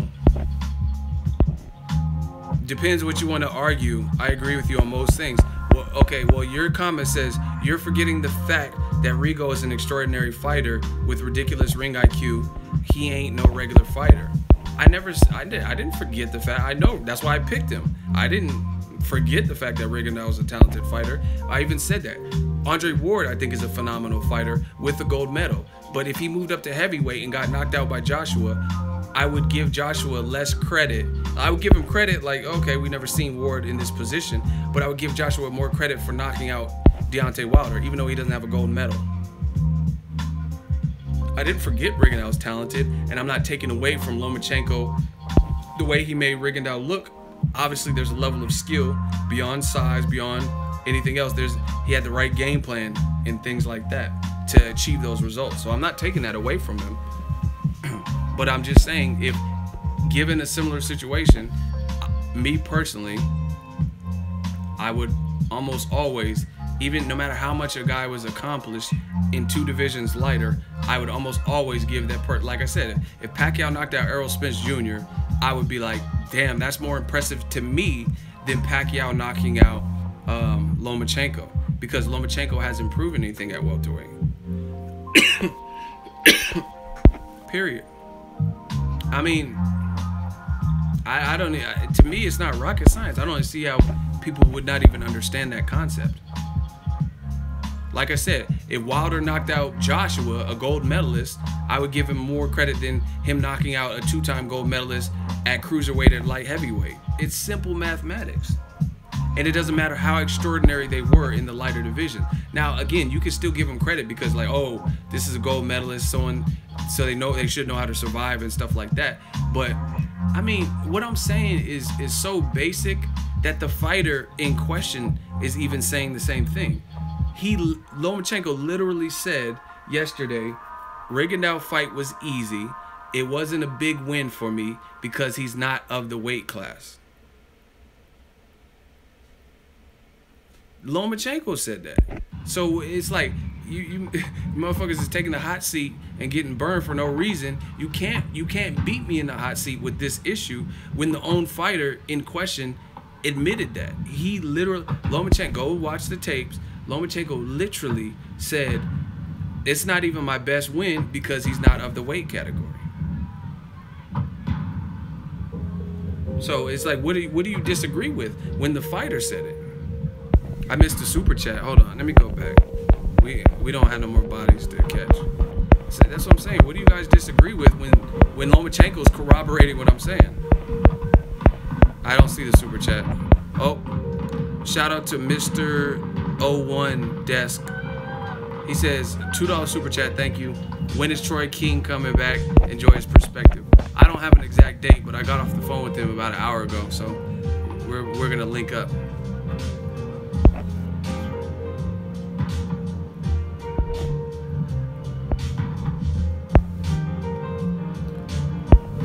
Khan's misunderstood chin. Jump in the hot seat. We got another hot seat. I told you I'm catching bodies today. He says, you just said the other day Lomachenko's size isn't a factor. When did I say that? When did I say Lomachenko's size isn't a factor? I did a report where Rigondeaux said on his social media, Rigondeaux said size won't be an issue, but I didn't say that. When did I say that? Like I said, I did videos talking about what Rigondeaux said. Rigondeaux said, I'm not worried about size. Boom, boom, boom. I never said my perspective is size absolutely doesn't matter. So what are you talking about? Khan's misunderstood chin. We're going to test your chin right now because you want to lie. You're going to prison for all these murders? Shit, lock me up then. Throw away the key because I'm catching bodies. So when did I say that? I got my computer right here. When did I say that? We're waiting. Khan's misunderstood chin.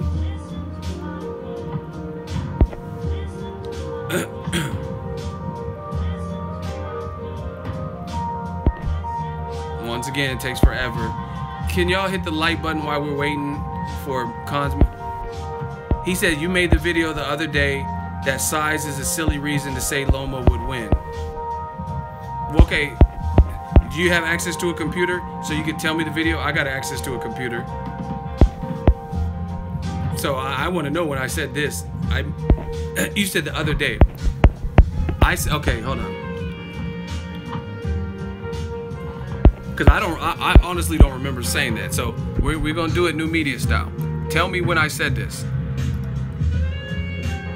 I said size. Hold on. You said I said that size is a silly reason to say Lomachenko is gonna win.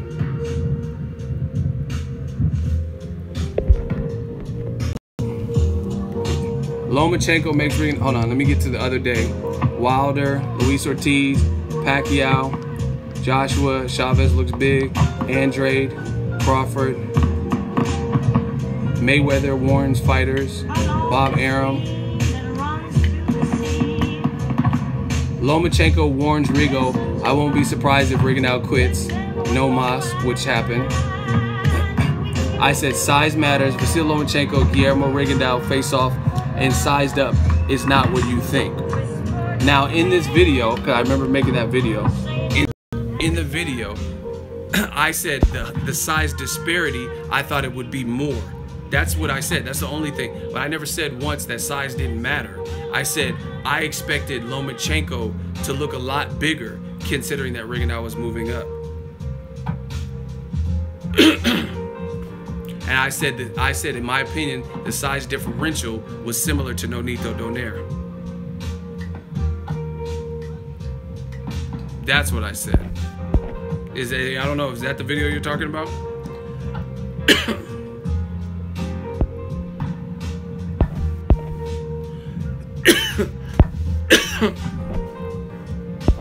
Cons, there it is. You said in the video, people are not wise to consider size a deal.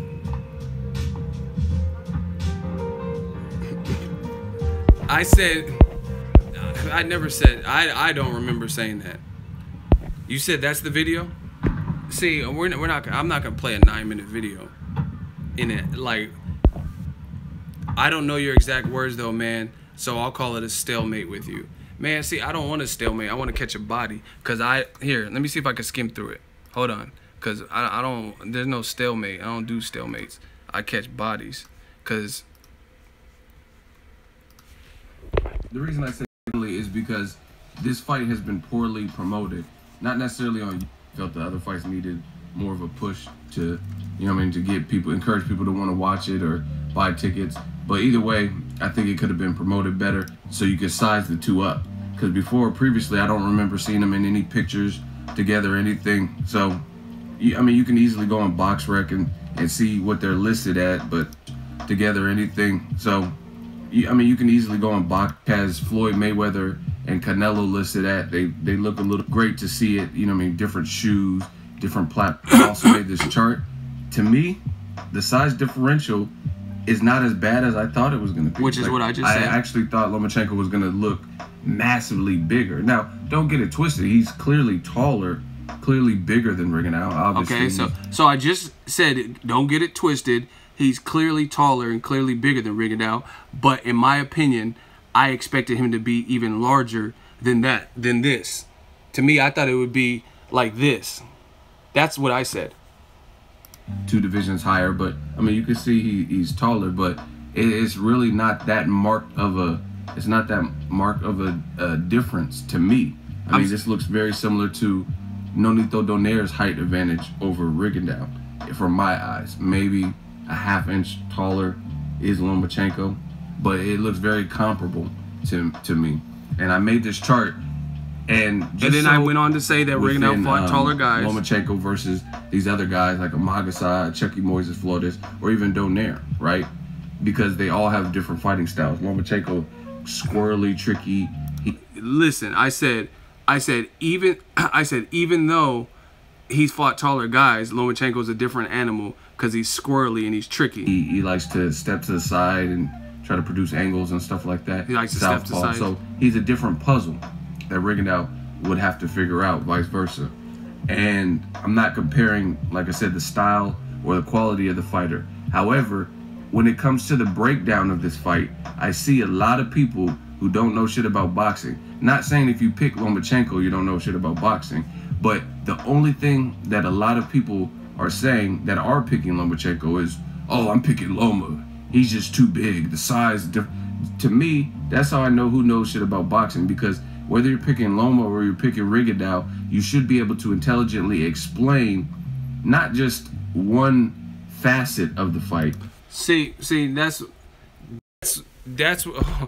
where you're trying to play, like, on my words. Okay, what I'm saying there is people in the comment section, all I was hearing was just simply size. Not technique, not that he was going to smother him, not take his inside game, anything like that. That's what I was talking about. I'm saying that I wasn't hearing intelligent breakdowns of what Lomachenko was going to do. That's what I said. So I don't agree with that. And who is Joe Smith? Why do you guys keep saying Joe Smith, Joe Smith? Throw Joe to the wolves. So, okay, y'all said I can't serve him an L, so that's a stalemate. Fine, we got a stalemate.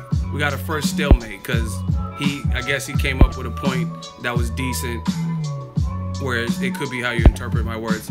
Fine, somebody survived the hot seat. Props to you. He said he got an adrenaline rush. See, that was fun. See, I don't always win the hot seat. Shout out to you. Shout out to Khan's Misunderstood Chin. He said, I love this channel. We got someone, I think our first ever person who survived the hot seat. Now, who's this Joe Smith character so we can give him the hot seat? Because I don't like people surviving the hot seat. Yeah, but that's not what I was saying. All I was saying is people using the size only, but not telling anything with the technique. People not saying a game plan of what's going to happen. See, to me, when I watched the fight, Rigondeaux, his lack of inside game, that is what really did it in, because Lomachenko smothered him. See, I can break down the fight once I've seen it. I can break it down, but I didn't hear people doing that before. He made Rigondeaux tentative because Rigondeaux doesn't have inside work. You know what I mean? And that's what I was asking more of, to hear a breakdown, not just say everyone was just saying. Basically, what I'm saying is everyone was just saying a generic, what everyone's saying, a generic. Oh, Lomachenko because he's too big, which he is big, but I want to hear more than that. I want to hear a breakdown. I want to hear a breakdown of what Lomachenko's gonna do, not just, oh, he's too big. So, who's Joe Smith? I knew Loma was gonna win. Rigo relies on head movement, only no guard. Loma was relentless. Why y'all want me to put him in the hot seat for that? I mean, he's just breaking down the fight. That doesn't deserve no hot seat. Someone survived the hot seat. Fuck it, so you guys know it's not rigged.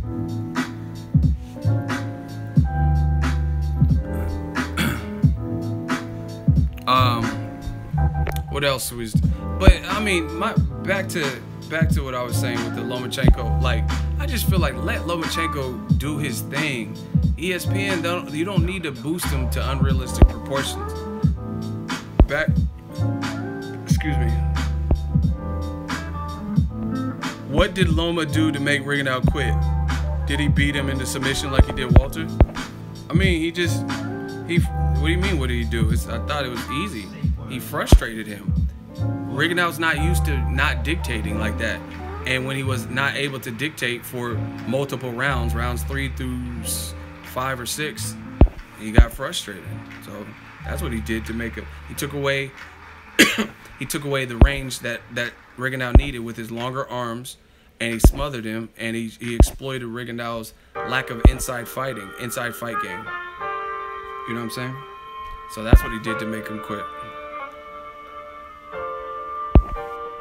And then I think he looked for a way out with the hand injury. I mean, I don't understand. I don't understand if it's a hand. I mean, I don't know for a fact if it really was a hand injury, but I'm not using that as an excuse. I mean, because people have fought with hand injuries. Yeah, Rigondeaux didn't. he was too tentative with the left, and that's his bread and butter. He needs that left, and Lomachenko took that away from him early by smothering him and not giving him the range and being so agile and moving so much. So, but back to ESPN, like this whole he would beat, like why even stir up that bee's nest? He'll give Lomachenko will give Mayweather that, like, just look at this. Lomachenko, we just saw that embarrassed Rigo would give the 130-pound Mayweather hell and just might beat him too. You know what I'm saying? But see, back to new media versus like the old media, the people like Dan Rayfield. You got the reason before I started catching bodies, except for the one person that had a stalemate with me, but I was catching bodies for a minute, and I forgot to make this point. But the reason I brought up Errol Spence versus Kell Brook initially was because I was saying, how come Dan Rayfield, when Errol Spence beat Kell Brook and embarrassed him, right? When he embarrassed him, why didn't you see a comparison to a historic great? Why didn't you say the Errol Spence Jr. that just embarrassed Kell Brook would give Julio Cesar Chavez or Roberto Duran hell and possibly beat him too? You know what I'm saying? Why don't you say that for that? But when Lomachenko does it, another fighter that we know you don't really like Mayweather, you're quick to throw his name in the mix to make people believe that bullshit. But like I said, when Errol Spence does good, then why don't you compare that? Or why don't you say the Deontay Wilder that just knocked Bermane Stavern into a yoga position would absolutely decapitate Rocky Marciano? You ain't gonna say that though. Propaganda, exactly. You know what I'm saying? Say that about Rocky Marciano, which is the fact. Rocky Marciano was getting his nose split. He was getting his nose split by guys his size. Fight a 6'7" Wilder, Rocky Marciano is dead. He would die. He would die from a Wilder shot. And I don't care if y'all say windmill Wilder and all that. He's not big enough. Rocky Marciano weighed like 189 or some shit. How the fuck you gonna fight a 234-pound Deontay Wilder that's knocking out 260, 270-pound men? Rocky Marciano would be like Rocky Balboa and be getting his ass beat. See? What did Jay-Z say? This ain't a movie, dog. This ain't a movie, man. But you don't hear Dan Rayfield say that. Say Rocky Marciano, the Wilder that just embarrassed Stavern, would crucify Rocky Marciano. See? Shout out to Fidel Cashflow. He said Marciano is 5'10", 189 pounds. He'd be dead. Exactly. He'd be dead. He would, like, it wouldn't even be funny. Bermane Stavern weighed 254. I was at the fight. He weighed 254. Plus, he probably ate some Haitian food and shit, some beans and rice, and rehydrated good because he's a heavyweight. There was no like IBF same day weigh-in, so who knows how much he weighed on the night of the fight. And Wilder did that to him. So why doesn't Dan Rayfield ever say stuff like that? Or instead of, okay, I understand it's fashionable to make fun of Rigondeaux right now because he quit, and that's a, you know what I mean, shameful thing in boxing. But when Rigondeaux embarrassed Nonito Donaire, why didn't you say the Rigondeaux that embarrassed Donaire would give the 115-pound Chocolatito that work, and he would possibly beat it? Why didn't you say it for that? Instead, you talked about how boring Rigondeaux was. You know what I mean? How Rigondeaux put you to sleep. You know what I mean? It's fake propaganda, same bullshit. ESPN is the same one that Floyd beat Pacquiao, Golovkin, Terrence Crawford, Cowboy Cerrone had like 6 wins or something that year, and they gave it to Ronda Rousey as Fight of the Year. Good call. And later that year, Ronda Rousey got knocked the fuck out by Holly Holm, a boxer. And the Ring TV was talking about she's conquered MMA. Will she conquer boxing? No. Put Ronda Rousey in there with Ann Wolfe. See, they don't want to tell you stuff like that. Do you understand if Ann Wolfe, even to this day, like this, an older Ann Wolfe, but definitely when she was fighting Vonda Ward, do you understand what Ann Wolfe would do to Ronda Rousey? You can't take Amanda Nunes's power.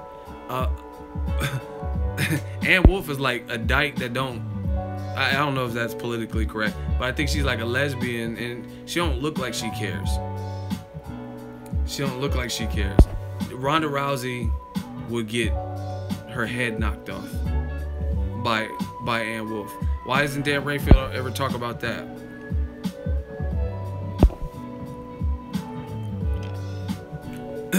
See, some of y'all don't understand boxing. Like, I really study the game. Vonda Ward was a former basketball player who got into boxing, so she was extremely tall. I think she might even be taller than me. I think she's like 6'6" to 6'8".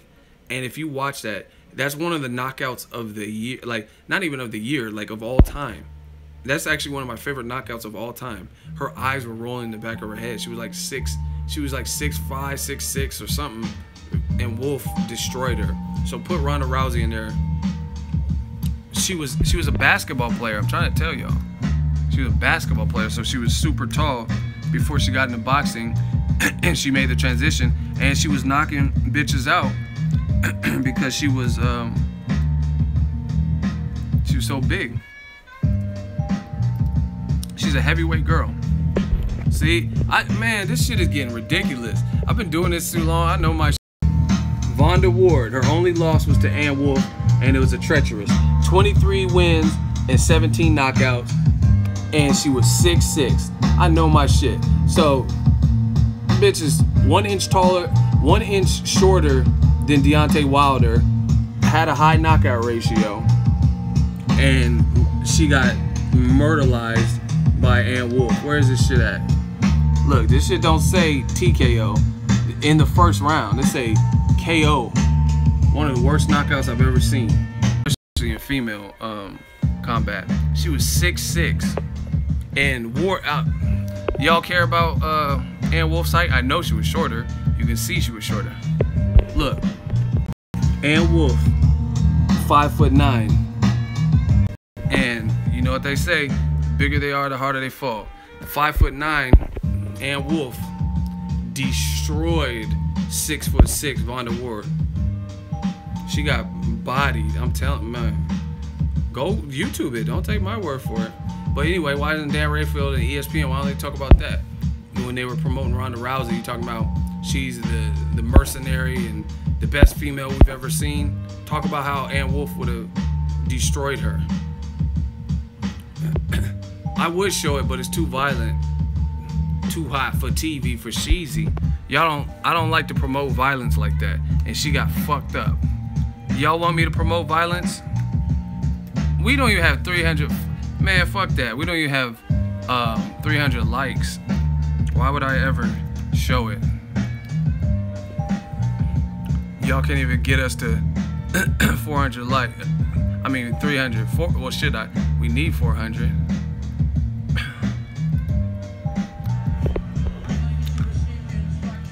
See, y'all lucky I love y'all. Look at this height disparity. What the fuck? Look at this. Look, she bigger than she bigger than every dude in the frame. Do y'all see that? She's 6'6". And she look mean as fuck. She look like Ivan Drago's sister. Hey, she big as fuck. Look at the ref. She dwarfing the ref. She look diesel. Look at her back. Oh my gosh. She said, I must break you. Look at her. Look at her back. Oh my gosh. Oh my god. She is diesel. Hey, listen. Y'all want me to listen? Can we get to like 400 likes or close to it? I'm trying to give y'all a boxing tip. Do y'all want me to give y'all a boxing tip? Can I get a hell yeah? Can we get some more likes? Can I get a hell yeah if you want me to get more? Oh, no hell yeahs? Okay. Listen. All right, take my advice for it. I don't know what it is. You see, I tell you, I really study this game. I don't know what it is, but even if you're American, listen to me closely. Even if you're from America and you're prideful, listen. If you're from America and you're prideful, you're a patriot, you love the USA, don't wear American flag trunks in boxing. I'm trying to tell y'all, you will die. Everybody that I've seen wear American flag trunks, they died. Apollo Creed died. Vonda Ward, look. Don't wear these. Don't wear it. Unless you prepare to die doing what you love, don't wear it. Man, and it's not, I just named two, but there are other people, and I swear, I seen them wear the American flag trunks and they died. I'm like, what the like, not died literally, but they got knocked the fuck out. I'm like, wow. I'm trying to think of who the other fighters are. But they got fucked up in them trunks. See, y'all don't believe me, man.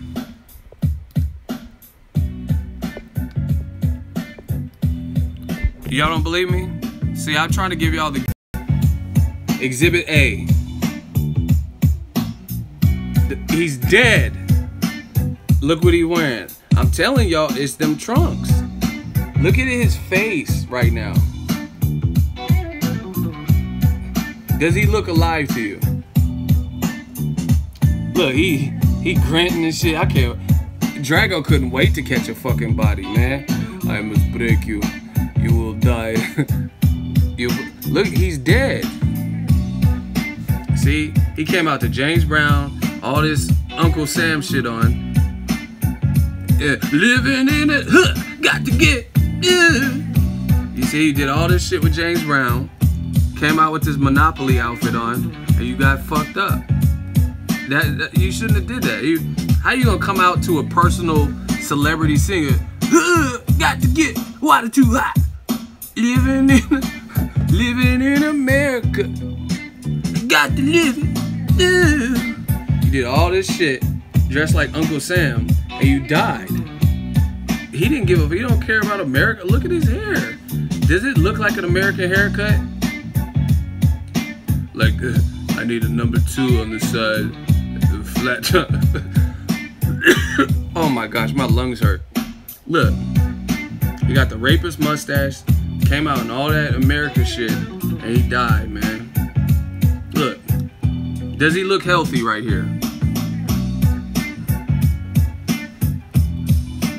Look, Rocky tried to wear this shit. Look at his face. Drago! Don't wear this. I'm telling you, you're bound to get fucked up. Look at his face. Shouldn't have wore them fucking trunks. Why would you wear your dead homie's trunks anyway? Pause. That's a little bit suspect. Is that what he did? Look. He doing the Michael Jackson. You been hit by a smooth criminal. He doing the Michael Jackson lean. Remember when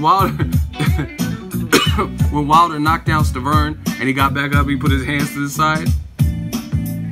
Hey, oh my gosh. I'm telling y'all, don't wear them fucking trunks. Look, even his action figure, he pulled it up by the navel. Man, but I swear to you, there's other people that wore American trunks and they end up getting like fucked up. I don't remember Rocky wearing Apollo's drawers or whatever, his trunks. That's kind of suspect. Your dead homie died and you like, in memorandum of Apollo Creed, my homie, I'm gonna wear his trunks against Dracula. That's weird. Like, I mean, I don't know. Even if my homie died, I'm not wearing his fit. Well, his son wearing them, that's at least is his bloodline. Rocky's Italian.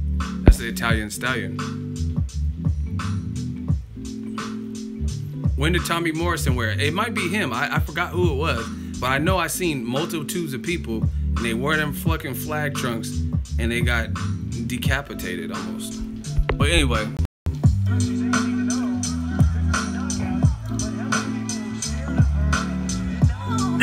Oh my. Look, she on the roller coaster. Whee! You know when you go to the water slide park? That's what she looked like. Just like that. Look, she's just standing. That's the Jamie Foxx club punch. Oh, he looking. Bitch! You don't know who you fucking with.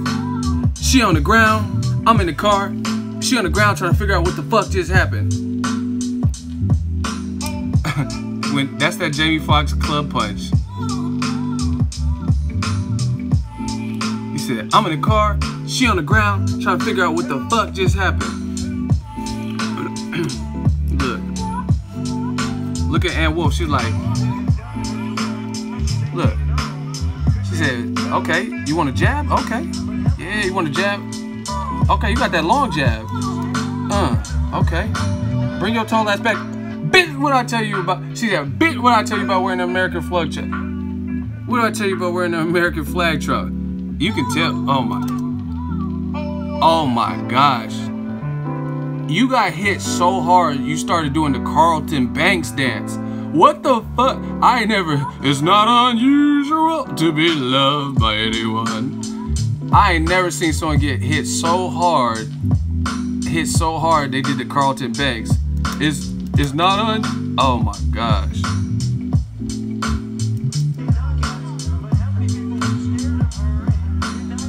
It was at this moment she knew she had fucked. Look, she's looking at her demise. Remember Final Destination? That's Final Destination. I mean, that's when you know you're dead. Wipe yourself off, you dead. What did Chris Tucker say at Rush Hour? Wipe yourself off, you bleeding. Wipe yourself off, you dead. Oh my gosh. Ann Wolf with feet planted. Told you not to wear, bitch. Told you not to wear them American trunks. Ego, you not from California. Okay. Time to die. Oh my god. Oh my. Who does that to people? This is police brutality and she ain't even a cop. Oh my god. Oh my. Look. She on the ground trying to figure out what. Look at her. She's possessed. Look. Fuck me, fuck me. Remember The Exorcist when she picked that cross up? She was like, fuck me, fuck me. The power of Christ compels you. Look at her eyes, bro. The power of Christ compels you. The power of God. She's possessed. I ain't never seen that. She's possessed. She got hit so hard, the devil possessed her. Wow. Wow. You mad? You mad I'm spinning? Look at the ref. He's like, come on, don't die on me. How am I evil? Because she got stretched. What the fuck? Look, the ref trying to give her a CPR or some shit. He slapped her. Oh my gosh. He's slapping her. Oh, he's trying to take the mouth out. She's possessed. Look at, bro. If that's not possessed, what is that? Come on. I don't even see guys doing all this. She's like, oh, fuck you. The power of Christ compels you. She had an out-of-body experience, bro. Does that look normal to you? Look, she can't even get the mouthpiece out. She's like, fuck you, Rock, fuck you. Her eyes are open and she's dead. Look at it. Oh my God. She gonna, oh my, Ann Wolf turned into the Ultimate Warrior and started, oh my God. Ann Wolf is a murderer. She's a fucking murderer. That's why she had James Kirkland doing all that shit. She's dead, y'all. Look. She's like, I'm still possessed, motherfucker. Oh my God. She said, fuck that bullshit jab, though.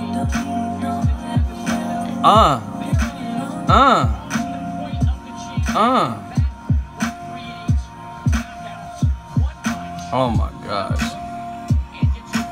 Oh my God. No, she wasn't ready.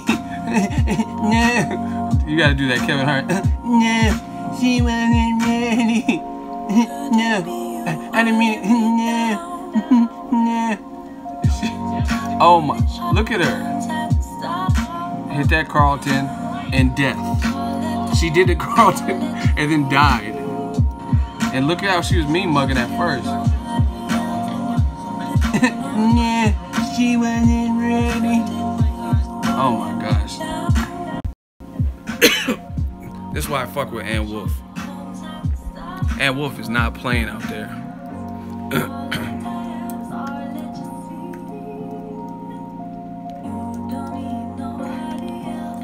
Ann Wolf will stretch dudes, I bet you. She got power. No, she wasn't ready. Oh my gosh.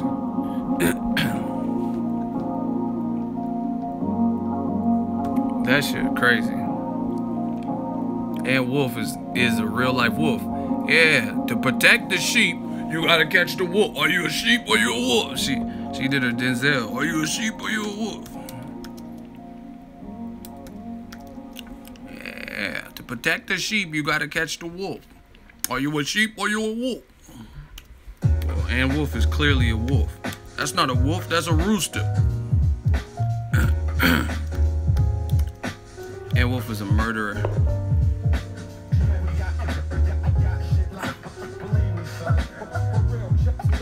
I'm telling you, them trunks is no good, man. Them flag trunks. Everyone shout out Ann Wolf, man.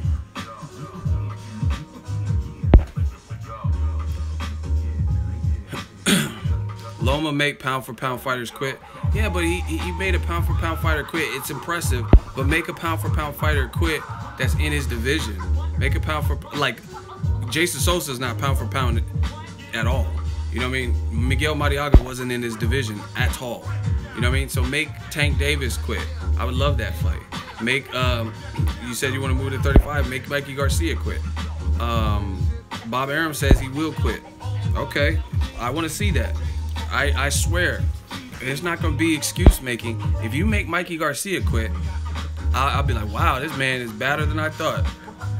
Not that I don't think Lomachenko could beat Mikey Garcia. Maybe he can, maybe he can't. It's a 50-50 fight. But if you make him quit like that, of course I seen Francis Ngannou. He hit him with that Street Fighter uppercut. Alistair Overeem, he did that Pez dispenser. His whole shit went back.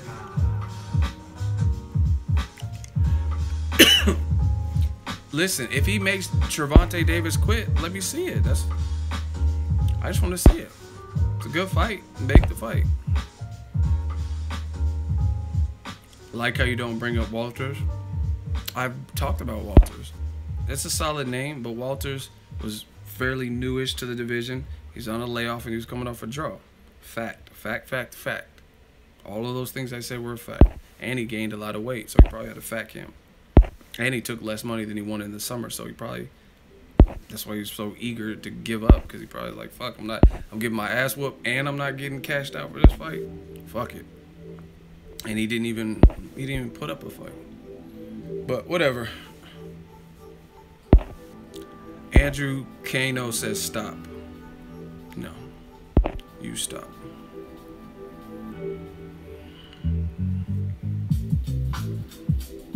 Loma moves well. He definitely moves well, for sure. I think Ngannou is the real deal. Yeah. I mean, his power is clearly... Man, I like Stipe Miocic. He looked like Woody Harrelson to me. But anyway, I think he might knock Stipe out. I don't know. We gotta see. Because Stipe has a boxing background like before he did MMA. Ego, we have to see if Crawford can carry that weight. You have to see. You have to see. I don't have to see. You do, but I don't. I don't have to see that. You do, maybe. To me, see, listen, I'm a big dude. I've been around Crawford, and I seen him, and like, well, I'm talking about when I seen him work out and stuff. It was before he, you know how, well, maybe some of you guys don't know this as fans, but cutting the weight is a process. So I've seen him do workouts, media workouts and stuff, where he had the sweatsuit on or he had layered, you know what I mean, like hoodies and windbreakers and shit like that on, because he was still in the cutting weight process. And I seen how he was then. Plus he has the height. So I have no doubt in my mind. Yeah, I mean, he has the talent level. He has the frame where he can easily move up, like, and he has the mind to do it. You know what I mean? So you say we have to see how, you got to see how he carries the weight. I don't. I think you carry the weight just fine.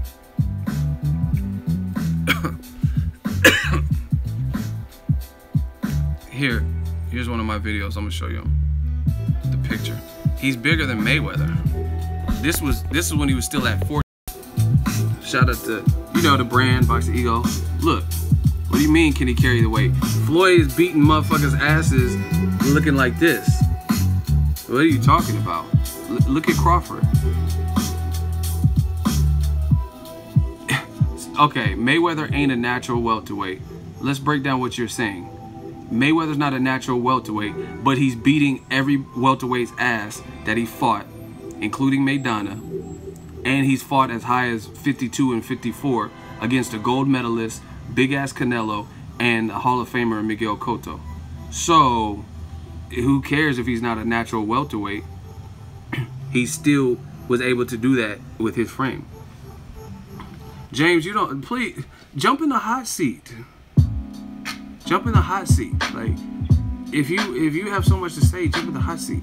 I don't, like, I'm talking about, someone asked me, can he carry the weight? What are you talking about? Mayweather's the GOAT, don't hate. What did I hate on Mayweather? Y'all sound stupid. Who hated on Mayweather? I'm just saying, why do we have doubts? Floyd was successful. I'm not saying they're the same exact fighter, but they're both very good. They're both elite. And we're talking about, can Crawford carry the weight? This is Crawford like a couple fights ago when he was at 140, and he's bigger than Floyd. So what are people saying? Can he carry the weight at 147? Is this a real question? Are you guys serious right now? Do you guys watch boxing, bro? You're gonna find out what the hot seat is if you keep putting crazy comments. Oh, yo, hold up, not me, not Marshall. I'll show you more. I just clicked on my Instagram and hold up. Damn, I'm not even gonna show y'all. I'm not even gonna show y'all her username because I'm gonna keep that to myself. Y'all don't deserve it. We're not even at 400 likes. But anyway, Crawford can move up. He's like I said. What are you guys talking? Oh my gosh. Do I really have to do this right now? See, I think I'm just cranky because I'm hungry. But listen, y'all want a quick factoid? Is this real? Do y'all want a factoid right now? I'm gonna give y'all a quick factoid. Y'all questioning if Crawford can handle the welterweight weight. Just, I mean, fill out at 147. Here's a quick factoid. Hold on, y'all want to hear it? Can I get a hell yeah if y'all want to hear it? And I'll give y'all a quick factoid.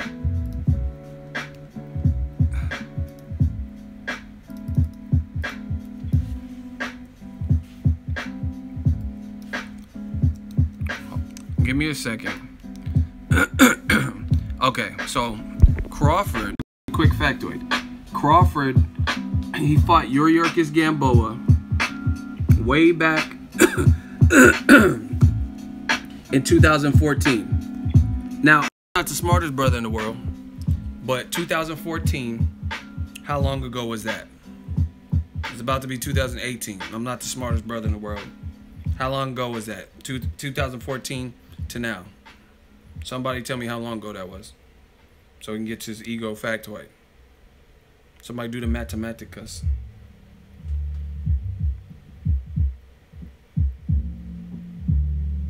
Four years? 2014 to 2017 is 4 years? Some of y'all math is... I see why y'all watch boxing. Y'all math skills is horrible.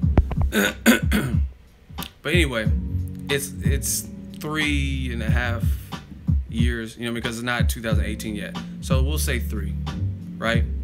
Now, in that Gamboa fight, Crawford, here's the fun factoid. Terrence Crawford rehydrated, and on the night of the fight, they said he weighed like 155. I think it was 155. It was 155 to 158. This is when he was competing at 135.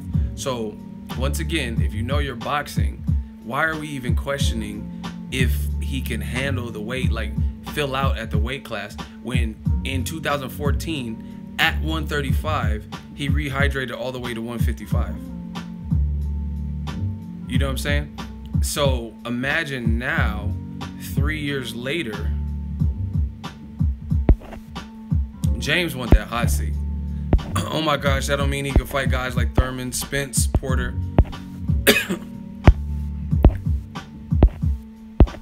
But y'all asking if he can handle the weight.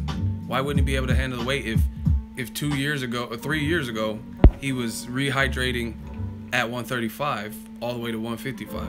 And who knows what he rehydrates to now? And like I said, he has the frame to move up.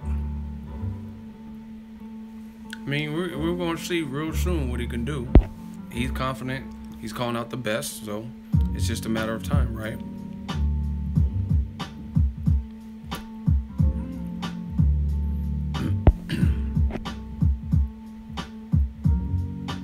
How can people question Crawford yet? The guy hasn't shown any signs of trouble from anyone. Gamboa gave him issue, but once again, that was 3 years ago. I asked his trainer, Bomac, personally, and I asked him, and he said his toughest fight was Gamboa. So basically, his toughest fight was 3 years ago. Man, people keep doubting Crawford, but at the end of the day, it's just a matter. Just like a lot of African American fighters, they have to keep doing more and more to get an ounce of credit. So we'll see. We'll see what he can do. But I personally know what he could do because I've seen it. And I've heard, like, is Shakur Stevenson, for his age and everything, is Shakur Stevenson good? Honestly, do you guys think Shakur Stevenson's good? Yay or nay?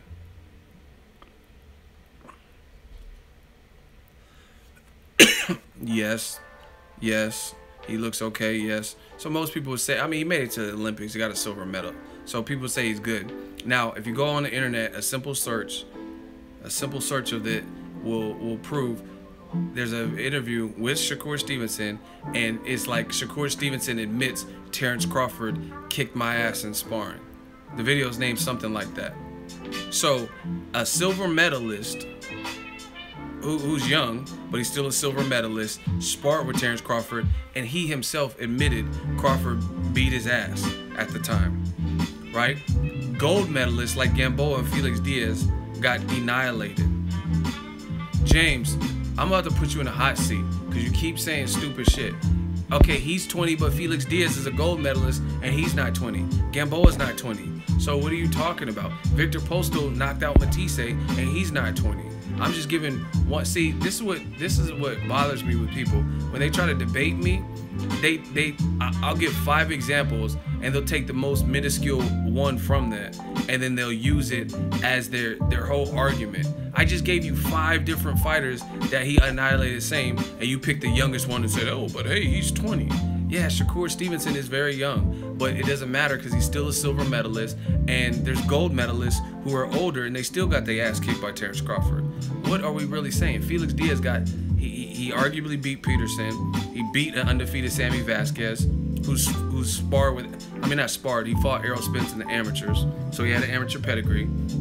He been to war, so he's, tough mentally. And Felix Diaz bloodied him up and beat him convincingly. And then when he got in there with Crawford was tapping on his fucking head. Like, knock, who's there? Playing around with him. Everyone's all impressed with Lomachenko playing around. Terrence Crawford's knocking on a gold medalist's head who's fought at higher weights than him. Rigondeaux ain't fought at higher weights than Lomachenko. Rigondeaux moved up for the opportunity and was 37. Felix Diaz wasn't 8 years older than Terrence Crawford. Crawford ain't even make the Olympics. Who cares? Floyd got robbed in the Olympics and he's the best fighter. So what does that mean? Amir Khan made it to the Olympics. What medals does Floyd have? A bronze? Floyd got a bronze. Amir Khan got a silver. But who has the better resume? Who's the better fighter? So some of y'all say weird old points. What are we really talking? Floyd got bronze. Amir Khan got silver. But Amir Khan has been knocked out multiple times, and Floyd's never been knocked. He's never really officially even been knocked down, let alone knocked the fuck out.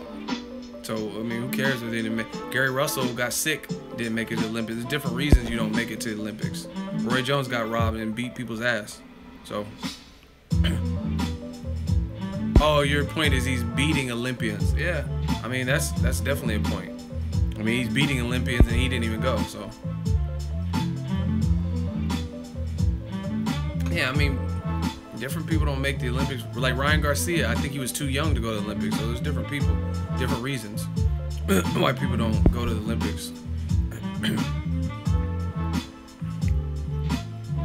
Yeah, but to wrap up the ESPN shit, y'all sound funny. You saying, like, why let that man Floyd retire? See, this is the thing that drives me nuts with the old media. And it's like, you hated Floyd when he was around. Oh, that fucking woman beater, and he's such a villain and all this. But then now he's gone. He's in Hong Kong and Great Wall of China and Beijing and shit. He's at the Girl Collection, and now you won't keep that man's name out your mouth. But you wanted him gone so bad. So it's like, which one is it? You want to have your cake and eat it too? You hated Floyd when he was around, and talk about how he ruined. Even ESPN dumbass on the telecast yesterday for Lomachenko Rigondeaux, they said Floyd made it. They said Floyd ruined boxing or something by remaining undefeated. So now that's a bad thing because people like Lomachenko have losses. It's a bad thing that Floyd. If people want to model their career after Floyd and everyone's worried about preserving the O, how can you blame Floyd for that? You know what I'm saying? ESPN saying stupid ass shit. Stephen A. Smith, like, what is blasphemy? Like, he be saying dumb. He said Terrence Crawford. He was trying to bait Crawford. He said Terrence Crawford, what are you gonna do at welterweight? What are you gonna bring or some shit? Terrence Crawford said, I'm gonna bring my power up. I'm gonna bring speed. Blah blah blah. And he was like, yeah, but just tell me what you're gonna bring. What are you gonna bring? Speed? Like he just told you. He just said I'm gonna bring speed and power. And you asking if you're gonna bring speed? Like stupid shit. Listen, majority of the people at ESPN, if they were on the independent scene like me on YouTube, they would not exist. This is a different world. This is a different world because you have to actually like damn near be good, or like you have to have some level of insight with no major backing like myself to get to a certain level. You don't just gain 100,000 followers off the rip. You have to work for that. And like I said, if some of the people, like Dan Rayfield was independent and he didn't have ESPN backing him with the insider plug because he works for ESPN, who would be listening to Dan Rayfield? Honestly, who do you really think would be listening to him? People turn to him and listen to him because he works for ESPN, so he has connections, and he gets news out there, and some information gets released through him. But a lot of it would do you know what the funny thing about boxing is? A lot of these motherfuckers who are writers or boxing reporters, I have yet to hear them intelligently break down fights. You know what I mean? Like Stephen A. Smith, he's a reporter. Dan Rayfield's a writer and all this stuff. But when is Dan Rayfield like really broke down a fight for you and be like, oh, he fighting out the back foot, he switched to southpaw, and that wasn't working, so he switched. Like, when has Dan Rayfield really done that? You know what I mean? Where he's like breaking down, he's like caught, like Roy Jones, I hear him do it all the time, where he'll notice something very small, very minor, and then two rounds later, everything he just said unfolds, and you're like, oh, he was right. So-and-so was getting wore down to the body. But when do you hear Dan Rayfield do that? Like, where they're just breaking down the fight as it happened, like before it happens and all that. Same thing with Paulie Malignaggi. Like, he has a great commentary in the Broner-Maidana fight. He's like, that's why Maidana was jabbing to the body, because Broner thought he was going to jab to the body, and he went upstairs and caught Broner. When Broner fell through the ropes and all that, Paulie perfectly broke down how he was able to set that up. But when have you heard Dan Rayfield do that? Explain that. All Dan Rayfield does is like release some news and propaganda shit and eat. That's it. You know what I mean? I never hear like on my it's funny to me because like for me, I do a Rigondeaux prediction or whatever. I got it wrong. Y'all tripping about this KFC shit. I do a prediction and get it wrong, but see, I'm still willing to do that. I'm still willing to put my theories and thoughts on wax. You know what I mean? I don't have no shame in doing that. Because like I said, at the end of the day, no one gets them 100% right, but I'm more accurate than I am inaccurate. Yeah, I mean, oh, so-and-so got hit with the right hand. I mean, that's one thing, but you're not breaking anything down. Like, anyone could see someone got punched with the right hand from Kovalev. You know what I'm saying? But, like, break down the fight. Tell me something before it happens. You know what I mean? He don't say nothing. He ain't talking about nothing. And they never mention certain things. Like Triple G's last two performances, he's looked a lot more human. ESPN, where are they at? Oh, because they have a good relationship with K2, so they're not gonna bring that up, huh? They're just gonna act like we didn't see that. We didn't see Abel Sanchez say that no one could go 12 rounds with Golovkin from 54 to 68, and then two motherfuckers from 160 went 12 rounds back to back with Golovkin. We'll sweep that under the rug like no one's seen that, huh? Okay. And listen, do you guys think that's a coincidence? Really? Golovkin went from knocking out 23 people in a row to his best wins or his best opponents. All of a sudden he goes the distance back to back. But you just knocked out everybody else. That has to show you something. How do you knock out 23 people in a row consecutively, and then all of a sudden Mr. ESPN #1 pound for pound, as they say, Golovkin, all of a sudden you have your best opposition, and now they go the distance. It's funny how that works, and I don't think that's a coincidence. I think if he was, he's 35 fighting these guys. I think if he was fighting the highest of high, if he was in like a mega stack division right after the Proska fight, fighting the same people, then I think more people, even if he won, they probably would have went the distance. His level of competition increased, and that's why you've seen a different result. And people making excuses. Oh, Golovkin, it's his age, he's slowing. He's not slowing down. He's the same Golovkin. Because if you put Brian Rose, Brian Vera, Matthew Macklin, probably Andy Lee, who don't have no defense, you keep putting them type of people in there with him who are good, solid, but probably been stopped before, have losses before. If you put them in there with him, then it's going to be the same result. But you put someone like Canelo Ike was born ready. Canelo Ike was born ready. Somebody who's youthful, who knows his strengths, is working on his defense and his overall sharp counterpunching and pull countering, and now you see a different result. Daniel Jacobs, a guy, I beat cancer. You're just a regular person. You know what I'm saying? Can box, has an amateur pedigree. Now all of a sudden it goes the distance.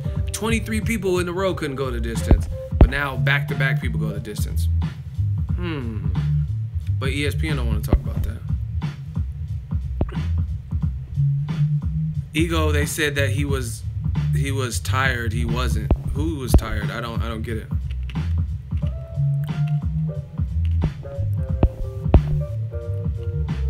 Canelo probably, listen, Joe Smith, you about to get the hot seat because you keep putting stupid shit. See, new media, we don't play these chicken shit games that you guys play. It says Canelo probably weighed more than Triple G on fight night. So that specific weight argument I don't consider valid. Well, guess what? I don't consider what you said valid because you have no way of corroborating what Canelo weighed. You said, and I quote, Canelo probably weighed more than Triple G. So to me, you wouldn't have said probably. Like I just said, Terrence Crawford, when he fought Gamboa, weighed 155. The reason I know that is because they had an unofficial weigh-in on HBO and they said it on the telecast. You know what I'm saying? Yours is a random guess, like you motherfuckers always try to do. Oh, Daniel Jacobs weighed 191. He fought Golovkin, he weighed 191 pounds. How do you know how much he weighed when he didn't even weigh in? He didn't do an unofficial HBO weigh-in, and he didn't do the IBF same-day weigh-in because he wasn't fighting for the belt. So how do you know how much Daniel Jacobs won? Wait, how do you know that Canelo outweighed Triple G when Triple G's taller, been at the division longer, and older where your metabolism slows down, and neither of them weighed in for an unofficial weigh-in? Explain that to me, Mr. Joe Smith. Explain how you know. You don't know because you clearly said Canelo probably weighed more than Golovkin. So that's your own speculation. And then you have the nerve to after say, so I don't consider the weight argument valid. So we don't consider your argument valid because you're just guessing. Maybe, and I'm not saying Canelo did or didn't, but I'm saying he didn't weigh in for me to know if he outweighed Golovkin. Put it this way, since you know so much, we'll put you in the hot seat. Tell me Canelo's exact weight on the night of the fight, and tell me Golovkin's exact weight on the night of the fight. Joe Smith. You tell me how much both of them weighed. He said, that's fair. I'm just saying that in the ring, Golovkin and Canelo were around the same size. But that's to the eye test. You know what I mean? Canelo was like more muscle, and Golovkin's taller. So you're once again, you're guessing. You don't know how much they weigh. I don't know. You know, until they get on the scale. I mean, Floyd Mayweather, for some of his fights, he didn't do an unofficial weigh, so I don't know how much he weighed. I could do an eye test all day and say, oh, I think he was at this point, but he didn't. Canelo doesn't weigh in. Chavez Jr. doesn't do the same. So we don't really know how much we could just guess and speculate. But there's no way you could tell exactly. Golovkin looked big. Did Golovkin look smaller than Canelo to anybody? Like, honestly. Did he look like Rigondeaux versus Lomachenko? Does anyone feel like that? I didn't see that at all. Canelo's like more muscular, but it didn't look like Rigondeaux or Chavez versus Chavez Jr. Martinez. I didn't see none of that. So that's what I'm saying. New media, we're not settling for that. If you know something we don't know, show me how to get that information on how much they both weighed. But they both look pretty big to me. And you can't tell. Look, how you gonna tell who weighs more when one person's taller and one person's a lot shorter?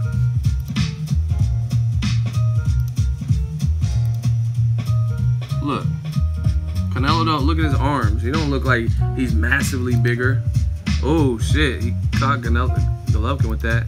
Oh shit, Golovkin caught him with that. You know what I mean?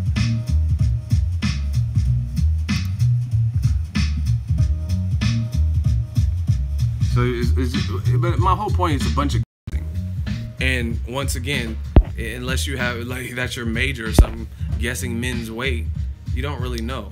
Because just because someone has bigger arms doesn't mean someone who's new to the division, just because they're more vascular and more muscular, automatically weighs more than the taller guy whose arms aren't as buff.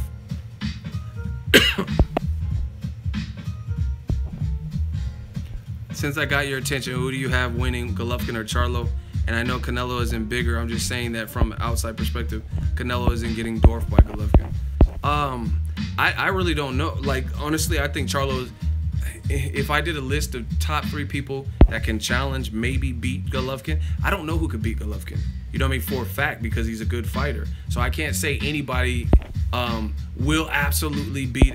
The only part, like someone bigger, like Andre Ward, I would say Andre Ward would dog Golovkin, dog him, but that would be at 168. But if we're talking 160, I can't say 100% because, like I said, I think Golovkin is a very good fighter, and he doesn't have a defense, but what he does do well, and he has a good chin. So I don't know.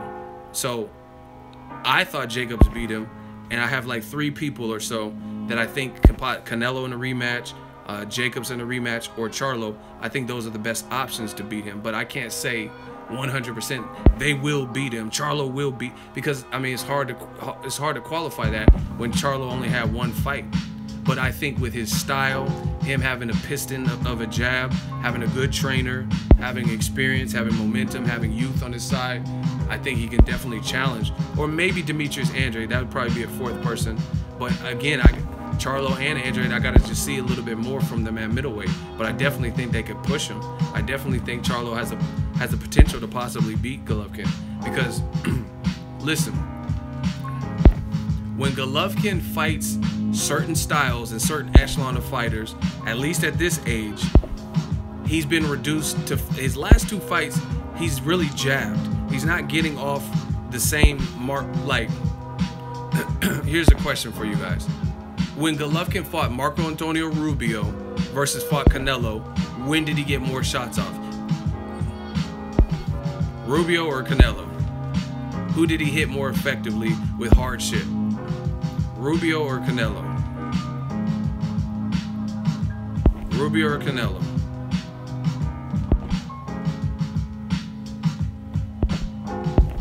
He looked better versus Rubio. Yes, I agree with that. Exactly, because Rubio has no fucking defense. He has power, but he has no fucking defense. You know what I'm saying? So my thing is, when people are in there, when he's in there with the better echelon of fighter, with heart, with some, toughness and grit, athleticism, countering ability, stuff that Jacobs had, the stuff that Canelo had, he's went the distance with them. So versus Charlo's kind of a combination of Jacobs and Canelo in a sense. I'm not saying he has everything the same as them, but he's taller than Golovkin like Jacobs is. He's athletic like Jacobs is. He has a great jab. Canelo has a good jab. He has a good jab like that. You know what I'm saying? He has power like Canelo. You know what I mean? He might have more power than Canelo. He's violent like Canelo, like in terms of like he got that mean streak, that kill streak. So if Golovkin has been reduced to jabbing with his last 2 opponents, and in my opinion, Charlo has the height and a crispy ass jab, then Charlo might win the battle of the jabs, if you think about it. And that would create a bother for Golovkin, because when all else fails with combination punches, a lot of Eastern Europeans and Kazakhstan and Ukraine and stuff, except for Lomachenko, but a lot of the other ones that I've seen, they don't throw a lot of hooks. They throw a lot of straight punches, like Kovalev, like Victor Postal. It's like very textbook straight punches. You know what I mean? Golovkin, and if Golovkin is throwing hooks and shit, it's against lesser echelon people. But when he stepped up in skill, he's not throwing all of that. He's not throwing all the same bag of tricks. You know what I mean? So again, if Charlo can win the battle of the jabs, if he can win the battle of the jabs, then that's going to reduce Golovkin's arsenal dramatically, because he'd be in there with a taller fighter who's beating him at the jab, game, right? Beating him at the jab game, and he's going to struggle with landing the hooks and the combination punches. But I mean, on the contrary, Golovkin has a chin, and we don't know what Charlo's chin is exactly like at 160. We just don't, because he hasn't had enough fights there, and he didn't meet any resistance. King Judah, you're not a king. You're more like a court jester, because you don't know shit about boxing. He's saying Triple G bullied Canelo. That's false. That's false, and I can prove that's false. Should I put him in a hot seat? Y'all want another hot seat, or should I just not catch any more bodies? Because we already had one get away, so I kind of want to catch more bodies. All right, King Judah, you in a hot seat. So explain to the fans how Triple G bullied Canelo. I want to hear this. This is going to be fun. How did he bully him? See, again, a lot of y'all just do this and listen to what people say, and then when you get backed into a corner, you're going off of what someone else told you instead of observing the fight and like taking notes or mental notes and actually having, so you're just repeating what someone said, in other words. Okay, how did he bully him? This is for King Judah. We're gonna see who's the real king. They like to throw rocks and hide their hands. There's no hiding. Canelo, okay, I know you don't know shit about boxing. His first response, Canelo backpedaled all night. I seen the fight. Guess what? There's been fights where Mayweather's backpedaling the whole night and he's not getting bullied. So just because you fight off the back foot doesn't mean you're getting bullied. Because like I said, I've seen Mayweather introduce a lot of movement. Like even in the Robert Guerrero fight, Mayweather had a lot of movement. He had a lot of movement in that fight. That was part of his game plan, but he wasn't being bullied by Robert Guerrero. Guerrero couldn't even really hit him. So once again, you don't know shit about boxing. Just because you fight off the back foot, styles make fights. I mean, it would be dumb for Canelo to go heads up with a guy who hits hard, has a good jab, has a mean streak and a finisher spirit, and has more experience at that weight class than him. So that's one horrible response of him, and that doesn't prove him getting bullied because he ran. See, you're going off of that, what Tom Loeffler said or another YouTuber. That's not being bullied because he ran. He did use more movement than we've ever seen him use. That doesn't mean you're getting bullied. If you're getting bullied, you should be on Queer Street getting knocked out and shit. So that was one wasted response that I easily disproved. So please continue enlightening us on how Triple G bullied Canelo. And fighting off the back foot is definitely not one of those reasons. Because you fight off the back foot and you use movement doesn't mean you're automatically being bullied. And boxing is a strategy. You know what I mean? Like, if I fought, I would be a heavyweight. I know if I'm fighting Mike Tyson, I'm not gonna come to his front door like, yeah, come on, Tyson. Oh shit. Oh, you just gonna make my nose bleed? You know, that's stupid. That's some rock'em sock'em robot shit. So I would be trying to, like Pac said, plan, plot, strategize. I'm not trying to go heads up with the guy. I would try to break him down, try to frustrate him, like Lennox Lewis. Bow, use the jab like Lewis, use my height advantage that I have over Tyson. I wouldn't just come on, Tyson, like, and get knocked the fuck out. I mean, Canelo's smarter than that. It's not up to him to make it easy for Golovkin. So anyway, please continue telling us how Golovkin bullied him. This is gonna be funny. You know what I mean? We're waiting.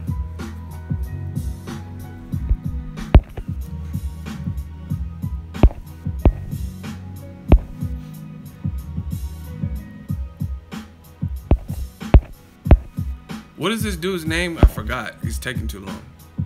What's the guy's name in the hot seat that said he was getting bullied? Oh yeah, it was King. What was it? King Judah. We're still waiting.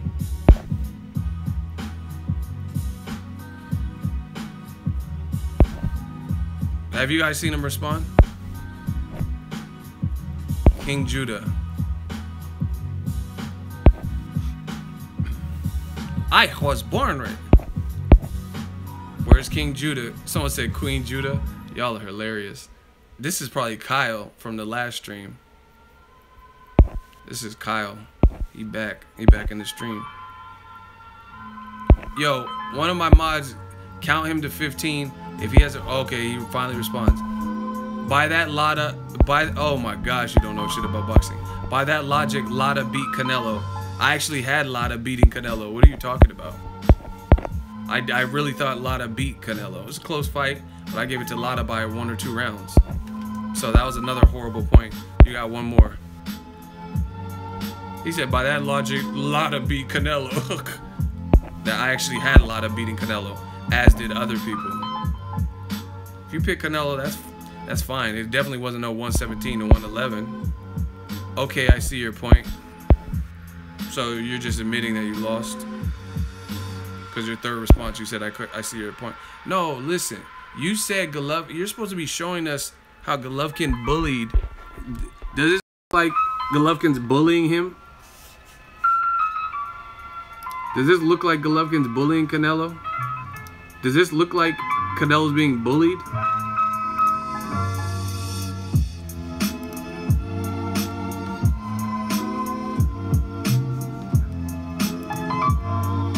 Is this getting bullied? I'm just clicking on random pictures.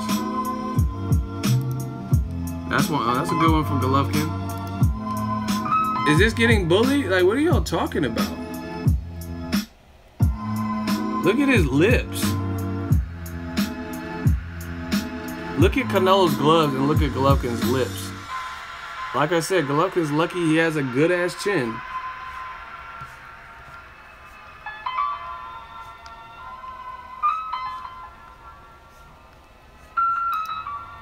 Is this more of the bullying? I mean, what do you guys really watch? I mean, I'm just, that's just Google. That's just random pictures. And I know I didn't click on all the ones where Golovkin was throwing shots, but I trust me, from that little thing, I seen more Canelo action shots than anything.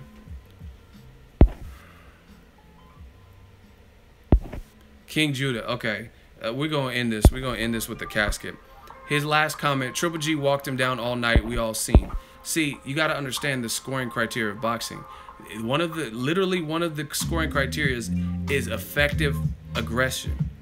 You have to be effective. Golovkin's tough. Golovkin puts a lot of pressure on you, and I think that pressure made Canelo tired. But he wasn't being effective in all spots because he wasn't getting his shots off, and he was reduced to jabbing, which is something he's never been reduced to versus a lesser competition, except for when he fought Jacobs and except for when he fought Canelo. When he fought Willie Monroe and didn't respect his 6 knockouts, when he fought Marco Rubio, who has no defense, and didn't respect him, Gabe Rosado, who was a 54-pounder, Ishida, Osama, Dama, and all them, he didn't just have a jab. He actually had a lot of power punches, and he put punches together and was destroying them. Gregor's Proska, go to the HBO highlights and watch the Gregor's Proska. It looked much different than the Canelo fight. So once again, you're just repeating rhetoric that you've heard people say. I don't care if you think Golovkin won, that's cool. If you had Canelo winning, that's cool also. It was a close fight, but to say that Triple G was bullying Canelo, you need to study the game more because he wasn't getting bullied and the pressure wasn't effective in a lot of spots. Okay, put it this way. How come Canelo versus Golovkin gave Golovkin some of the worst stats that he's had? Golovkin's plus minus is normally really good. With Canelo, he missed over 500 punches and he landed 8 body shots. Nobody, even Jacobs, I don't think he missed 500 punches. I don't remember all the CompuBox off of that fight, but Jacobs was a good fight too. But definitely the Proskas and stuff, he wasn't missing 500 punches. The guys couldn't get away from his punches. Matthew Macklin, Gabe Rosado's face was leaking. Curtis Steve, all them dudes couldn't get away with his punches, get away from it. Canelo could because he has a defense. You guys just repeat what you hear other people say, but then when it comes, and see, this is what I don't understand, is I don't know everything about boxing, but you definitely don't, based on what you're saying. So why would you even step into the Terror Dome by even commenting, and you don't really even know what you're saying? You can't even back up. You're just saying cliche bullshit that I hear everyone say about the breakdown of the fight. You're not bringing anything new. Like, I'm telling you, like, Golovkin landed 8 body shots. That's a factual thing. Like, that's not just something everyone's saying. That's something that I've noticed. And again, you have to understand that. And again, listen, should I body him more? Do y'all want me to body him more or what? Do y'all want me to body him some more? Someone say yes, more. All right. This reminds me of Roy Jones when he was beating somebody's ass, and then the ref wouldn't stop it. He was like, "Hey, stop this!" In the middle of the fight, Roy Jones was like, "Stop this," and then the ref didn't stop it. He was like, "Okay," and then he ended up fucking the dude up and throwing a couple more punches and stopping him. That's why I feel like. I feel like my favorite fighter, Roy, he's like, he was beating the dude's ass, and in the middle of the ass beating, he said, "Hey, stop this." And the ref was like, So he said, "Okay. Bow, bow, bow." It wasn't Pazienza. Oh, actually, it might have been Pazienza, actually. It might have happened more than once, too. Because I don't know. I don't remember. I kind of think it was like the black dude. There was like a real wild black dude with a bald head that he fought. It might have been that fight, but it might have been Pazienza. I'm not sure. But anyway, let me throw this man in the casket. King Judah. My question to you, since you know so much, is this. Hold on, let me get this. See, I feel bad for catching all these bodies, so I just have to stretch and like cleanse my soul, because I feel guilty catching all these bodies. My question to you, King Judah, so I can officially bury you, is this. Your claim is that Golovkin bullied Canelo. If that's the case, why did we see Golovkin hesitate more so than he has with any other fighter, other than maybe Jacobs, but even maybe more than that, but more when he had, actually more than anybody, I'll say it like that. Why did Golovkin hesitate more than anybody when Canelo was on the ropes? Like, if you watch them first 3 rounds and Canelo was on the ropes, like, come on. And he was like baiting Golovkin in, and Golovkin was standing back. Why was he standing back? And he wasn't coming in because he knew Canelo could oh, I don't want to give you any help. So explain that one to me. Why was he so tentative to come in when Canelo's on the ropes? To preserve his energy. So, oh my gosh, you're getting a fatal casket. So you think Golovkin was trying to preserve his energy in the first 3 rounds, so that's why he didn't attack Canelo on the ropes? What? Okay, this is how I know you're full of shit, and it's time. Y'all want me to listen? Get us to 400 likes or something close. I'm about to bury this boy and officially put him in a casket. You talking about in the first 3 rounds he's trying to preserve his energy? Yo, hit the like button if you're in this. You like the hot seat. No, I'm gonna bother because I gotta catch I told you I'm like the Wilder of this shit. I want to catch a body. You talking about to preserve? So he has to preserve his energy in the first 3 rounds. But anyway, this is how I know you're full of shit, because he knocked out a ton of people, or at least guys like Marco Antonio Rubio, Matthew Macklin. He knocked them out within 4 rounds, and he was mad aggressive. So why didn't he preserve his energy versus Marco Antonio Rubio? Why did, when he had him against the ropes, he started bombing on Rubio, punching him on the top of his head, going to the body? Explain why he didn't preserve energy then. Please explain that.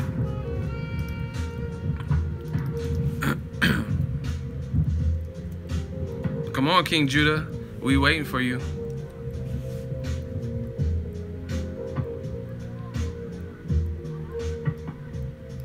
He said he had to preserve his energy, but he knocked out Macklin and Rubio and them guys early.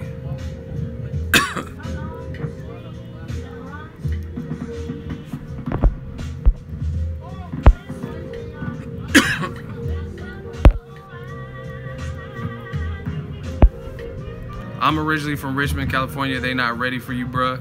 Man, they gonna get this work. And then I'm gonna go to Hilltop Mall and get me a snack.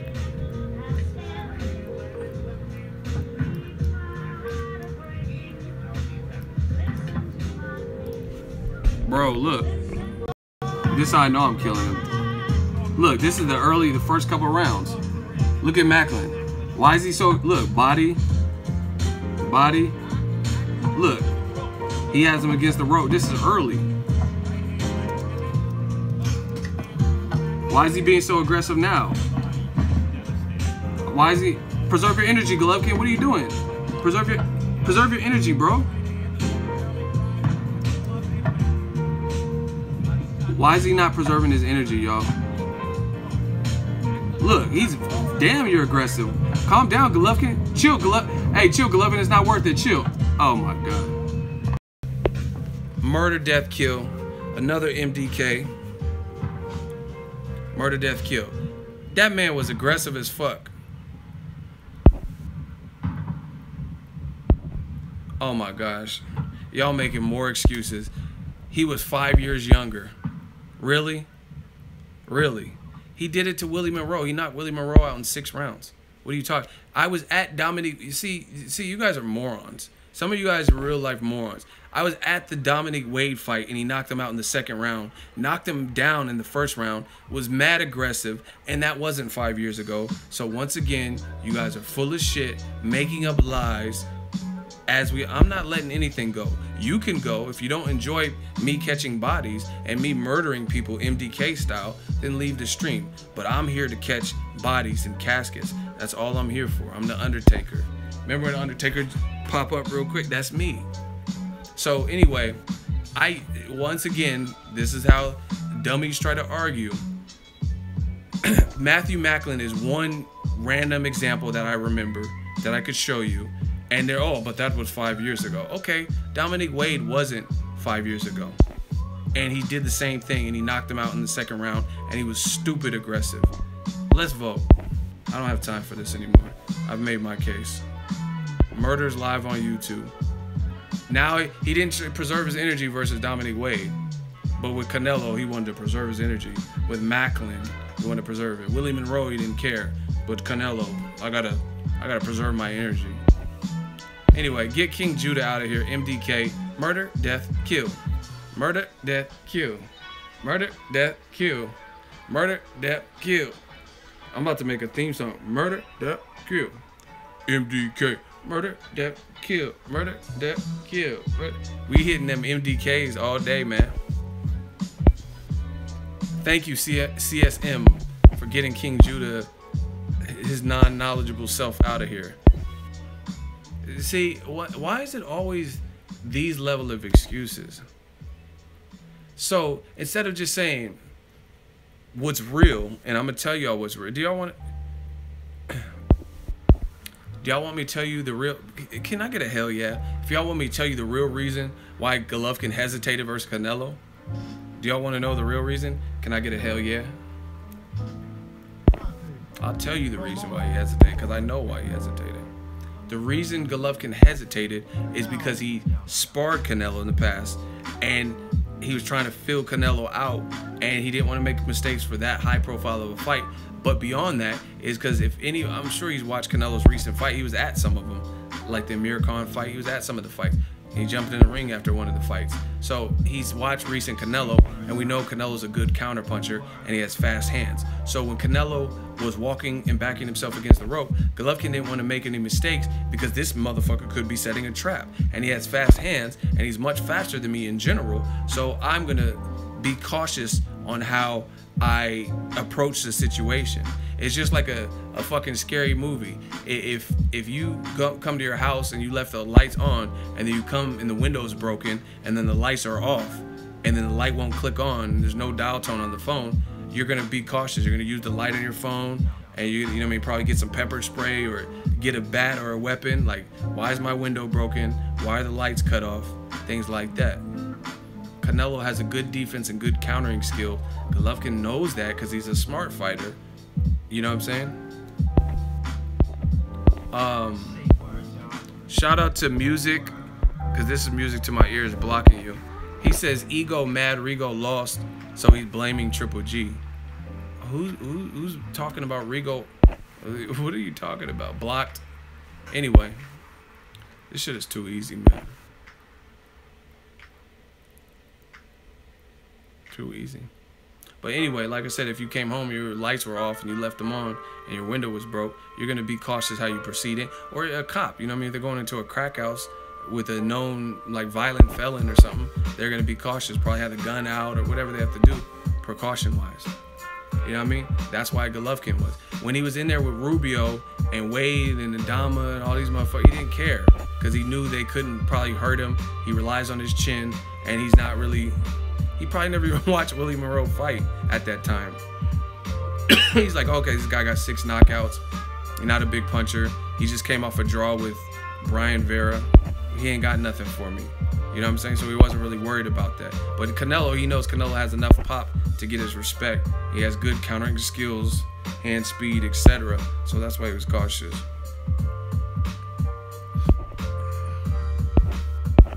There's no other reason why Triple G, he said to preserve energy. And if you notice, Triple G has showed he can fight his style for 12 rounds. He did it in his last 2 fights. So why is he trying to preserve his energy all of a sudden and not bully people against the ropes, which is part of his bread and butter? Tee off on them while they're on the ropes. That's what he's, see, that's how I know you guys, some of you guys don't know boxing, because I thought Triple G was the master of cutting off the ring. And if he gets you on the ropes, you're fucked. But all of a sudden he gets with Canelo and he's like, let me make sure I come in the right way. Gotta preserve my energy. I'm out of here. Shout out to the super chats and the engagement. We hit over 400 likes. I'm just tired of catching bodies, man. I might have to go to the doctor and see if this is normal to catch this many bodies. But shout out to the dude in the hot seat that I had a stalemate with. That was good. Good for the show. It's good to see some people, you know what I mean, don't always get bodied. Shout out to my moderators holding it down, all the fans. Let's get it. Thank you guys. Oh, shout out that his name is Khan's Misunderstood Chin. He gave me a good run for my money in the hot seat. I like that. You need psychiatric help? Man, I'm catching too many bodies. Troy King interview's coming soon. I talked to him, so we're gonna schedule something for you guys. He'll be back in the mix. Just stay tuned, man. Shout out to whoever left me that PayPal donation. I got it, but you guys can't see it. Comes straight through email on PayPal or Venmo. So whoever left that PayPal $10, I really appreciate it. I appreciate 2017 from the bottom of my heart. Great boxing year. And we're gonna be in full effect. Like I said, I have not. Do you understand my PayPal account and my super chat? Well, the super chats come at the end of the month. They come with my regular YouTube paycheck. But my PayPal, I haven't even touched that. I'm saving all of that because I'm trying to cover. I'm probably gonna go to Spence fight. I'm gonna try to get in, just, you know what I mean, just be mobile even more, and you know what I mean, getting people's gyms and travel expenses. Even Troy King, when I meet up with Troy King, he lives about 40 minutes away from where I live. You know what I mean, and usually I take the train and just park my car, take the train, gotta pay the fare for train, so I use stuff like that. But really, you know what I mean, I come out of pocket for stuff like that most of the time. But the super chats and things like that, that's usually for build. I'm gonna get some stuff, some upgrades on the website and gear, stuff like that. But shout out to everybody, man. A lot of good stuff coming. 2018 has the potential to be great like this year. I mean, even like stuff like Dana White coming to boxing, that makes me happy. Cause I think it could be good.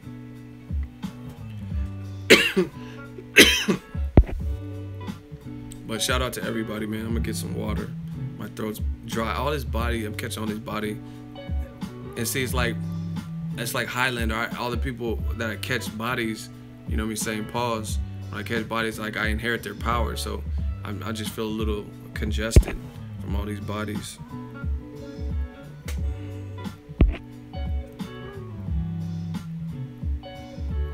What are your favorite MMA fighters? I like Conor McGregor. I like what he brings to the table.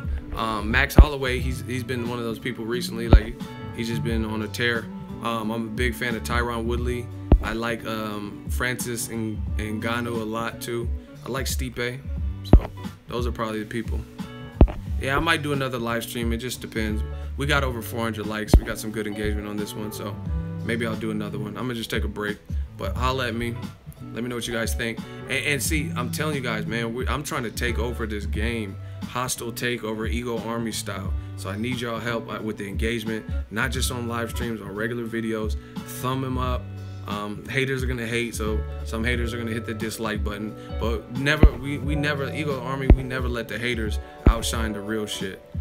Period. You know what I mean? Because a lot of people are just hating just to be hating. It's not that they disagree, because this is the thing. If they really disagree, this is the perfect time to settle it. Gladiator style. Because a lot of the topics I talk about on the regular videos, I talk about on the live streams. You know what I mean? It's the same, a lot of them same topics, and there's all these disagreements in the comment section, but then you have me live in the flesh right now, and then you see people getting bodied after bodied in the hot seat, except for my man Amir Khan has a misunderstood chin. He the one that gave me a run for my money. See, I keep it a buck. You know, I don't care about just winning. If I lose a hot seat or it's a close one, it's a tie, cool. You know what I'm saying? I'm a real person. Troy King interviews coming soon. Hats, I'm still working on that. Upgrades to web. I'm not gonna go laundry list everything, but we built this from the ground up. Let's just keep it rocking and keep the engagement going and keep the blood flowing in boxing. And it's not even if you agree with me or disagree with me. Like, I put in work, point blank period. I put in work for the boxing community. So just support, if nothing else. If you guys want hats, they're coming. Tyrone Woodley is a beast for sure. Holla at me. I'm gonna take a rest. I might do another live stream. It depends on my throat's feeling, because I'm feeling kind of thirsty and parched. Peace out, y'all. Shout out to my moderators too, helping me hold the fort down. Peace.